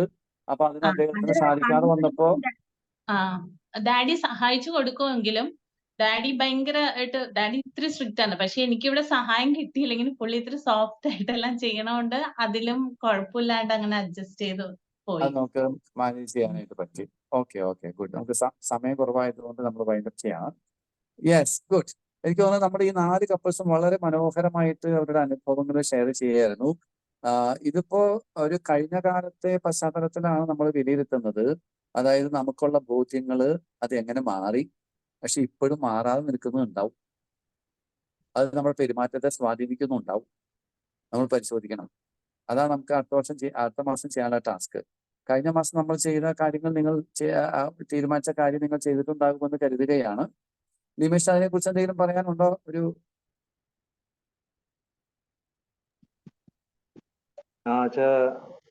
കഴിഞ്ഞ മാസം നമ്മൾ ആലോചിച്ചത് നമ്മുടെ ജീവിതത്തിൽ സ്നേഹത്തിന്റെ ഭാവത്തെ കുറിച്ചായിരുന്നല്ലോ. അതെ അപ്പൊ അതെ ഞങ്ങളുടെ ജീവിതത്തിൽ സ്നേഹത്തിന്റെ ഭാവങ്ങളായിട്ട് ഞങ്ങളുടെ ഒരു അനുഭവം എന്ന് പറഞ്ഞിട്ടുണ്ടെങ്കിൽ ഒരുമിച്ച് പ്രാർത്ഥിക്കുക, ഒരുമിച്ച് പരസ്പരം ജോലികളിൽ സഹായിക്കുക, പിന്നെ ഒരുമിച്ചിരിക്കുക, എപ്പോഴും ഒരുമിച്ച് കൂടെ ആയിരിക്കാൻ ആഗ്രഹിക്കുന്ന ഒരു ദമ്പതികളാണ്. അപ്പോ അതിനെ പ്രതി ദൈവത്തിന് നന്ദി പറഞ്ഞുകൊണ്ട് ഒരു ചെറിയ പ്രയർ പോലെ എല്ലാ ദിവസവും ചെയ്യണം അല്ലെ? ചെയ്തിട്ട് നിങ്ങൾക്ക് നല്ല ഫലം ഉണ്ടായോ? ഒരു ഉണർവുണ്ടാവുന്നോ? ഉണർവുണ്ട്. ഓക്കെ. നമുക്ക് എല്ലാവരെയും കൊണ്ട് ഷെയർ ചെയ്യിക്കാൻ നമുക്ക് സമയമില്ലാത്തത് കൊണ്ട് ഓക്കെ. നമുക്ക് ഇനി നെക്സ്റ്റ് മന്തിലേക്ക് ഇന്ന് നമ്മൾ നടത്തിയ ചർച്ചയുടെ വെളിച്ചത്തിൽ ഒരു ഡിസിഷൻ എടുക്കണം. നിങ്ങൾക്ക് എന്തെങ്കിലും സജസ്റ്റ് ചെയ്യാനുണ്ടോ? ഈ 4 കപ്പിൾസ് മാത്രമല്ല കേട്ടോ, മറ്റാർക്കെങ്കിലും സജസ്റ്റ് ചെയ്യണമെങ്കിൽ ചെയ്യാൻ കേട്ടോ. നമുക്ക് അടുത്ത മാസം ചെയ്യാൻ കഴിയുന്ന ഒരു ആക്ഷൻ എന്തെങ്കിലും. നമുക്ക് എപ്പോഴും ഈ ഗ്രേസ് റിപ്പിൾസിന്റെ ട്രെയിനിങ്ങിന്റെ അവസാനത്തിൽ ആ മാസം ചെയ്യാനുള്ള ഒരു പ്രവൃത്തി കണ്ടുപിടിക്കണം. എന്നിട്ട് നമ്മൾ ആ ഒരു മാസം അത് ബോധപൂർവം ചെയ്യുമ്പോഴാണ് നമ്മളിലൊരു മാറ്റം വരുന്നത്. നേരത്തെ പറഞ്ഞല്ലോ, കുറെ നാളുകളൊക്കെ എടുത്തിട്ടാണ് നമ്മളിലെ വിശ്വാസം ഇതൊക്കെ മാറുന്നത്. അപ്പൊ അതുകൊണ്ട് ഒരു ഓൺ ഗോയിങ് ആയിട്ടുള്ള ട്രെയിനിങ് നമുക്ക് ആവശ്യമാണ്. നിങ്ങൾക്ക് അങ്ങനെ ഒന്നും തോന്നുന്നില്ല? ഞാൻ എൻ്റെ ഒരു സജഷൻ നിങ്ങളുമായിട്ട് ഷെയർ ചെയ്യാം. നമ്മുടെ പുസ്തകത്തിനകത്ത് ഓൾറെഡി ഒരു ആക്ഷൻ എഴുതിയിട്ടുണ്ട്. ഒരു പുസ്തകം എഴുതിയിട്ടുണ്ട്. നമുക്ക് ചെയ്യാവുന്ന ഒരു കാര്യം, ഇപ്പോൾ നിങ്ങൾ ബന്ധത്തിൽ നിലനിൽക്കുന്ന പെരുമാറ്റങ്ങളെ നിയന്ത്രിക്കുന്ന, എന്നാൽ പലപ്പോഴും കോൺഫ്ലിക്റ്റിന് കാരണമാകുന്ന ഒരു വിശ്വാസ സംഹിത ഐഡന്റിഫൈ ചെയ്യുക. ഭർത്താവിലും ഉണ്ടാകും, ഭാര്യയിലും ഉണ്ടാകും. ഓക്കെ. ആ വിശ്വാസ സംഹിതയെ യാഥാർത്ഥ്യത നിരക്കുന്നതാണോ എന്ന് പരിശോധിക്കുക. അത് ആദ്യം അംഗീകരിക്കുക, ആദ്യം ഐഡന്റിഫൈ ചെയ്യുക, നെക്സ്റ്റ് അംഗീകരിക്കുക, ദെൻ അത് യാഥാർത്ഥ്യം നിൽക്കുന്നതാണെന്ന് പരിശോധിക്കുക. യാഥാർത്ഥ്യം നിൽക്കുന്നതല്ല എങ്കിൽ നമ്മൾ അതിനെ ഓവർകം ചെയ്യണം. ഓവർകം ചെയ്യാനുള്ള വഴികൾ എന്ന് പറയുന്നത്, ഒന്നുകിൽ നമ്മൾ അതിനെ തെളിവ് കണ്ടുപിടിക്കണം. അതായത് അത് വെല്ലുവിളിക്കുന്നതിന്റെ ഭാഗമാണ്. അതായത് നമുക്കുള്ള വിശ്വാസ സംഹിതയെ നമ്മൾ ചലഞ്ച് ചെയ്യുന്നതിന്റെ ഭാഗമായിട്ട് തെളിവ് കണ്ടുപിടിക്കണം. ഒരു ഉദാഹരണം പറയുകയാണെങ്കിൽ, ഇപ്പോ ഭാര്യ എപ്പോഴും ഇങ്ങനെ ഒതുങ്ങി നിൽക്കണം, അതാണ് ശരിയായ ബന്ധം എന്ന് നമ്മുടെ ഉള്ളിൽ വിശ്വാസം ചെയ്ത, അല്ലെങ്കിൽ ഭർത്താവായിരിക്കണം എല്ലാ കാര്യങ്ങളും തീരുമാനിക്കേണ്ടത് എന്നൊക്കെ നമുക്ക് വിശ്വാസം. അതിന് നമ്മൾ ചലഞ്ച് ചെയ്യണം. ലോജിക്കലായിട്ട് അതിന് എന്ത് എവിഡൻസ് ആണുള്ളത്, എന്ത് തെളിവിന്റെ അടിസ്ഥാനത്തിൽ നമ്മൾ അങ്ങനെ പറയുന്നത്? നമ്മൾ കുറെ പരമ്പരാഗതമായ കുറെ കാര്യങ്ങൾ അങ്ങനെ തന്നെ ബ്ലൈൻഡായിട്ട് കോപ്പി ചെയ്യുന്നതുകൊണ്ടല്ലേ. ശരിക്കും ഒരു ലോജിക്കലായിട്ട് ചിന്തിച്ചു കഴിഞ്ഞാൽ അവരും മനുഷ്യരല്ലേ, അവർക്കും കൊടുക്കേണ്ട ഈക്വൽ റെസ്പെക്ട്. അങ്ങനെ അതിനെ നമ്മൾ ലോജിക്കലായിട്ട് വെല്ലുവിളിക്കണം. അപ്പൊ നമ്മൾ വിശ്വസിക്കുന്ന അതിന് പറ്റിയ തെളിവുകൾ ഉണ്ടോ എന്ന് പരിശോധിക്കണം ലോജിക്കലായിട്ട്. അതാണ് നമുക്ക് ചെയ്യാവുന്ന ഒരു കാര്യം. പിന്നെ രണ്ടാമത്തെ കാര്യം, നമ്മൾ എന്താണ് വിശ്വസിക്കുന്നത് അത് യാഥാർത്ഥ്യം നിൽക്കുന്നതല്ല എങ്കിൽ അതിന് നേരെ ഓപ്പോസിറ്റ് ഉള്ള കാര്യം വിശ്വസിക്കണം. അതെന്താണെന്ന് ഐഡന്റിഫൈ ചെയ്ത് അതിനകത്തേക്ക് നമ്മൾ കൂടുതൽ ഫോക്കസ് ചെയ്യണം, നേരെ ഓപ്പോസിറ്റ് ആയിട്ട്. പിന്നെ ചിലപ്പോൾ രണ്ടുപേരും തമ്മിൽ അഭിപ്രായ വ്യത്യാസം വരുന്ന ചിലപ്പോൾ ബിലീഫ് സിസ്റ്റം ആയിരിക്കാം. അങ്ങനെയാണെങ്കിൽ അതിന് നമുക്ക് എങ്ങനെ നമുക്കൊരു ഡയലോഗ് നടത്താം. അപ്പൊ അത് നമ്മൾ മറ്റുള്ളവരുമായിട്ട് കൺസൾട്ട് ചെയ്യുന്നത് വഴിയാകാം, അല്ലെങ്കിൽ നമ്മൾ തന്നെ പരസ്പരം ചർച്ച ചെയ്യുന്നത് വഴിയാകാം, അല്ലെങ്കിൽ പുതിയ കാര്യങ്ങൾ പഠിക്കുന്നത് വഴിയാകാം, പല രീതിയിലാകാം. അപ്പൊ നമുക്ക് അടുത്ത മാസത്തേക്ക് നിങ്ങൾ രണ്ടുപേരും കൂടി നിങ്ങൾ തന്നെ ജീവിതത്തിൽ, വ്യക്തി ജീവിതത്തിൽ ഇപ്പോൾ നിങ്ങളുടെ പെരുമാറ്റത്തെ നിയന്ത്രിക്കുന്ന, നിങ്ങളുടെ ബന്ധത്തിന് ചിലപ്പോൾ കോൺഫ്ലിക്റ്റ് കാരണമാകുന്ന ഒരു വിശ്വാസംഹിത നിങ്ങൾ ദമ്പതികൾ ഓരോരുത്തരും കണ്ടുപിടിക്കുക, ഓരോ വ്യക്തിയും. എന്നിട്ട് അതിനെക്കുറിച്ച് പരസ്പരം സംസാരിക്കുക. സംസാരിച്ചിട്ട് അതിനെ അതിജീവിക്കാനുള്ള ഒരു മാർഗം നിങ്ങൾ അന്വേഷിക്കുക. എങ്ങനെ ഉണ്ടാവും? ചെയ്തു നോക്കിയാലോ? അതായത് ഇപ്പോഴും നമ്മൾ ജീവിക്കുമ്പോൾ സ്വാഭാവികമായിട്ട് എല്ലാ കാലത്തും നമുക്ക് കുറേയേറെ ബിലീഫ്സ് ഉണ്ട്, കുറേയേറെ വിശ്വാസങ്ങളുണ്ട്, നമ്മുടെ പെരുമാറ്റത്തെ നിയന്ത്രിക്കുന്ന കുറേയേറെ കാര്യങ്ങളുണ്ട്, നമ്മുടെ ഉള്ളിൽ സൂക്ഷിക്കുന്ന കുറേ മൂല്യങ്ങളുണ്ട്. അത് കോൺഫ്ലിക്റ്റിന് കാരണമാകുന്നതിനെ ഐഡന്റിഫൈ ചെയ്തിട്ട് ഐഡന്റിഫൈ ചെയ്യുക. അതിനെ അതിജീവിക്കാനായിട്ട് നിങ്ങൾ ഒരുമിച്ച് ഡിസ്കഷൻ നടത്തുക, അതിനെ അതിജീവിക്കാനുള്ള മാർഗം കണ്ടുപിടിക്കുക. എന്നിട്ട് നമുക്ക് അടുത്ത മീറ്റിങ്ങിന് വരാം, അപ്പോൾ നമുക്ക് കൂടുതൽ ഷെയർ ചെയ്യും. യെസ്, നമുക്ക് സമയമായതുകൊണ്ട് എന്തെങ്കിലും നിങ്ങൾക്ക് ക്ലാരിഫിക്കേഷൻ എന്തെങ്കിലും വേണമെങ്കിൽ പെട്ടെന്നൊന്ന് ചോദിക്കാവോ? എന്തെങ്കിലും പറഞ്ഞ കാര്യങ്ങൾ, എന്തെങ്കിലും സംശയങ്ങളോ വിട്ടുപോയതോ?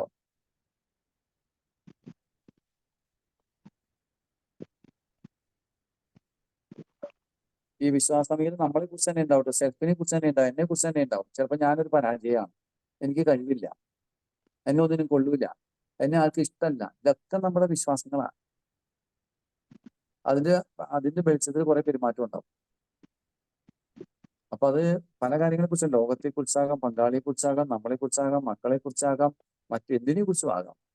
അപ്പൊ അതുകൊണ്ട് നിങ്ങൾ അത് ഒരെണ്ണം പരിശോധിച്ച് കണ്ടുപിടിച്ച് അതിനെ അതിജീവിക്കാനായിട്ട് നമുക്കൊരു പരിശ്രമം നടത്തി നോക്കാം. ഓക്കെ?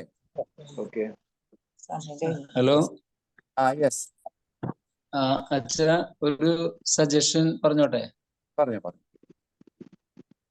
ഇത്രയും കേട്ടതിന്റെ വെളിച്ചത്തിൽ തോന്നിയതാണ്. ഇപ്പോ ഒരു മോർ ദാൻ ഹാഫ് സമയം കൂടുതലും അനുഭവങ്ങൾ ഷെയർ ചെയ്യുന്നതാണ് കേട്ടത്.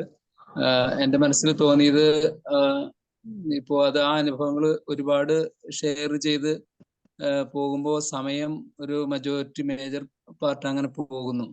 അപ്പോ അത് നേരെ ഒരു പകുതിയാക്കിയാലും 1, 2 അല്ലെങ്കിൽ 3 ആക്കിയാലും അതിനേക്കാളും കൂടുതൽ അച്ഛൻ്റെ എക്സ്പീരിയൻസിൽ നിന്നുള്ള ഞങ്ങളെ ഹെൽപ്പ് ചെയ്യാൻ പറ്റുന്ന രീതിയിലേക്ക് കാര്യങ്ങൾ കുറച്ചുകൂടെ അത് ഞങ്ങൾക്ക് വിലപ്പെട്ടതായിട്ട് തോന്നുന്നുണ്ട്. കുറച്ചുകൂടെ ഞങ്ങളെ സഹായിക്കും. ഓക്കെ. നമുക്കതിന് ചെയ്യാവുന്ന കാര്യമേ, അതായത് എപ്പോഴും ഇതിനകത്തുള്ള ഒരു പോസിറ്റീവ് എലമെന്റ് എന്താന്ന് വെച്ച് കഴിഞ്ഞാല്, മറ്റുള്ളവരുടെ അനുഭവങ്ങൾ നമ്മൾ ഷെയർ ചെയ്യുമ്പോഴാണ് നമ്മൾ ഗ്രേസ് റിപ്പിൾസിന്റെ ഒരു ട്രെയിനിങ് മോഡാണല്ലോ നമ്മളിപ്പോൾ ചെയ്തുകൊണ്ടിരിക്കുന്നത്. അപ്പോൾ നമ്മളിങ്ങനെ ഷെയറിങ്ങിലൂടെ ഉള്ള ഒരു ഡെവലപ്മെന്റ് ആണ് നമ്മൾ മെയിനായിട്ട് ഉദ്ദേശിക്കുന്നത്. ഒരു തിയറിറ്റിക്കൽ നോളജിനേക്കാൾ തിയറിറ്റിക്കലായിട്ട് ഒരു സാധനമുണ്ട്, നമുക്കിത് 30 സെഷൻ ഉണ്ടല്ലോ. അപ്പൊ സ്വാഭാവികമായിട്ടും കിട്ടാനുള്ള കാര്യങ്ങളൊക്കെ 30 സെഷൻ കൊണ്ട് കിട്ടും. അതിനെക്കുറിച്ച് അസ്വസ്ഥപ്പെടണ്ട. പിന്നെ ഞാൻ പറഞ്ഞു വരുന്നത്, we are learning through our own sharing. അപ്പൊ ഗ്രേസ് റിപ്പിൾസിന്റെ ഒരു ട്രെയിനിങ് മെത്തേഡ് അതാണ്. അത് നമ്മൾ തിയറി പഠിപ്പിച്ച ഒരു ക്ലാസ് കൊടുക്കുന്നതിനേക്കാൾ ഇഫക്റ്റീവാണ് ഇത്. ഓരോരുത്തർക്കും ഓരോ രീതി ആയിരിക്കാം, പക്ഷെ ഞാൻ പറഞ്ഞ ഒരു കോമൺ ആയിട്ടുള്ളൊരു നമുക്ക് പലർക്കും ഉപകാരപ്പെടുന്നു എന്ന് തോന്നിയ ഒരു മെത്തഡോളജി ആയതുകൊണ്ട് നമ്മൾ അത് ആ രീതിയിൽ അവലംബിച്ചിരിക്കുന്നത്. പിന്നെ നമുക്ക് വേണമെങ്കിൽ കുറച്ചും കൂടി ഫാസ്റ്റ് ആയിട്ട് കുറച്ചുകൂടി സമയം കട്ട് ഷോർട്ട് ചെയ്തിട്ട് നമുക്ക് ചെയ്യാം. അടുത്തതാണ്. ഓക്കെ, നമുക്ക് എങ്ങനെയാണ് അത്രയും നമ്മൾ വൈൻഡപ്പ് ചെയ്യാല്ലേ? ഇനിയും അത് കഴിഞ്ഞാൽ താങ്ക്സ്. ഞാൻ ഒന്ന് പ്രാർത്ഥിച്ചിട്ട് അവസാനം. പിതാവും പുത്രനും പരിശുദ്ധാത്മാവുമായ ദൈവമേ, അങ്ങയുടെ നാമത്തിൽ ഒരുമിച്ച് കൂടിയിരിക്കുന്ന ഞങ്ങളുടെ ദമ്പതികളെ അവിടുന്ന് ആശീർവദിക്കണമേ. ഇവരുടെ കുടുംബ ജീവിതങ്ങളെ അവിടുന്ന് അനുഗ്രഹിക്കണമേ. ദൈവമേ, ഇവരുടെ ജീവിതത്തിൽ അങ്ങ് വർഷിച്ചുകൊണ്ടിരിക്കുന്ന അനേകം കൃപകളുണ്ട്. ഇപ്രകാരം ഒരുമിച്ച് ഒരു പരിശീലന പരിപാടിയിൽ തന്നെ പങ്കെടുക്കാനുള്ള മനസ്സ് ഇവർക്ക് ലഭിച്ചത് കർത്താവ് നിന്റെ വലിയ കൃപയുടെ അടയാളമാണെന്ന് ഞങ്ങൾ കരുതുന്നു. നാഥ, ഇതുപോലത്തെ ശുശ്രൂഷകളിൽ പങ്കെടുത്ത് ഇവരുടെ സ്നേഹത്തെ വളർത്തുകയും ആ സ്നേഹം വഴി അവിടുത്തെ സുവിശേഷം ഈ ലോകത്തോട് പ്രഘോഷിക്കുകയും ചെയ്യുന്ന ഈ ദമ്പതികളെ അവിടുന്ന് ആശീർവദിക്കണമേ. ഇവരുടെ പരിശ്രമങ്ങളെ സഫലീകരിക്കണമേ. MCCയുടെ നേതൃത്വത്തിൽ ഗ്രേസ് റിപ്പിൾസ് ട്രെയിനിങ് നടത്തുമ്പോൾ ഇതിനുവേണ്ടി ഉത്തരവാദിത്വം ഏറ്റെടുക്കുന്ന എല്ലാ വ്യക്തികളെയും കർത്താവിനെ ആശീർവദിക്കണമേ. ഫാമിലി അപ്പോസ്റ്റൽ രംഗത്തെയും അതിന് ചുക്കാൻ പിടിക്കുന്ന മണവാളനച്ഛനെയും അതുപോലെ മറ്റെല്ലാവരെയും കർത്താവ് നീ ആശീർവദിച്ച് അനുഗ്രഹിക്കണമേ. ഈ ശുശ്രൂഷ വഴി അനേകം മക്കൾക്ക് നിന്റെ കുടുംബത്തിന്റെ സുവിശേഷം എത്തുവാൻ നീ ഇടവരുത്തണമേ എന്ന് പ്രാർത്ഥിക്കുന്നു. ഞങ്ങളുടെ ഇതിനകത്ത് പങ്കെടുക്കുന്ന എല്ലാ കുടുംബങ്ങളും പരസ്പര സ്നേഹത്തിൽ വളർന്ന് അങ്ങേക്ക് വലിയ സാക്ഷികളായി മാറുവാൻ, ക്രിസ്തുവിന്റെ ശിഷ്യത്വം സവിശേഷമായ രീതിയിൽ ജീവിക്കുന്ന വ്യക്തികളായി മാറുവാൻ, ദമ്പതികളായി മാറുവാൻ ഇവരെ ഓരോരുത്തരെയും അവിടുന്ന് സമൃദ്ധമായിട്ട് അനുഗ്രഹിക്കണമേ. പരിശുദ്ധ അമ്മേ, മാതാവേ, വിശുദ്ധ ഔസേപ്പ് പിതാവേ, ഇവരുടെ കുടുംബങ്ങൾക്ക് വേണ്ടി പ്രാർത്ഥിക്കണമേ. വിശുദ്ധ ലൂയിസിലെ ദമ്പതിമാരെ, ഈ ദമ്പതികൾക്ക് വേണ്ടി മാധ്യസ്ഥം വഹിക്കണമേ. നമ്മുടെ കർത്താവായ ഈശോ മിശിഹായുടെ കൃപയും പിതാവായ ദൈവത്തിന്റെ സ്നേഹവും പരിശുദ്ധാത്മാവിന്റെ സഹവാസവും നാം എല്ലാവരോടും നമ്മുടെ ശുശ്രൂഷകളോടും കൂടെ ഉണ്ടായിരിക്കട്ടെ, ഇപ്പോഴും എപ്പോഴും എന്നേക്കും. ആമേൻ. നന്ദിയുടെ ഒരു വാക്ക് പറയുന്നതിന് വേണ്ടി ലെസ്ലി ലിൻസിയെ ക്ഷണിക്കുന്നു. സമയപരിമിതി മൂലം ഞങ്ങൾ നേരിട്ട് ഞങ്ങളുടെ കർത്തവ്യത്തിലേക്ക് കിടക്കുകയാണ്. ആദ്യമായിട്ട് ഇന്നത്തെ ഈ വിഷയം അവതരിപ്പിച്ച് വളരെ ലളിതമായും അതിന്റെ ആഴത്തിലും ഉദാഹരണ സഹിതങ്ങളുമായി അത് വിശദീകരിച്ചു തന്ന ബഹുമാനപ്പെട്ട അഗസ്റ്റിൻ കല്ലീലി അച്ഛന് എല്ലാവരുടെയും പേരിൽ നന്ദി അറിയിക്കുന്നു.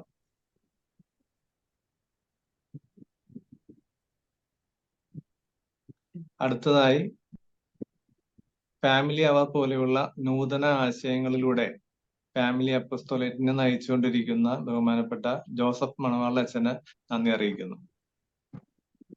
അടുത്തതായി GR മിനിസ്ട്രി കോർഡിനേറ്റേഴ്സ് ആയ റൂബി മെജോ ദമ്പതികൾക്കും സെക്രട്ടറി അപ്രേം ഷിനി ദമ്പതികൾക്കും എല്ലാ MCC GR മെമ്പേഴ്സിനും പ്രത്യേകിച്ച് ഇന്ന് ഇതിൽ അനുഭവങ്ങൾ പങ്കിട്ട ഞങ്ങൾ ഉൾപ്പെടെയുള്ള 4 ദമ്പതികൾക്കും ഒറ്റ വാക്കിൽ നന്ദി പറഞ്ഞുകൊണ്ട് ഞങ്ങളുടെ വാക്കുകൾ ചുരുക്കുന്നു. നന്ദി.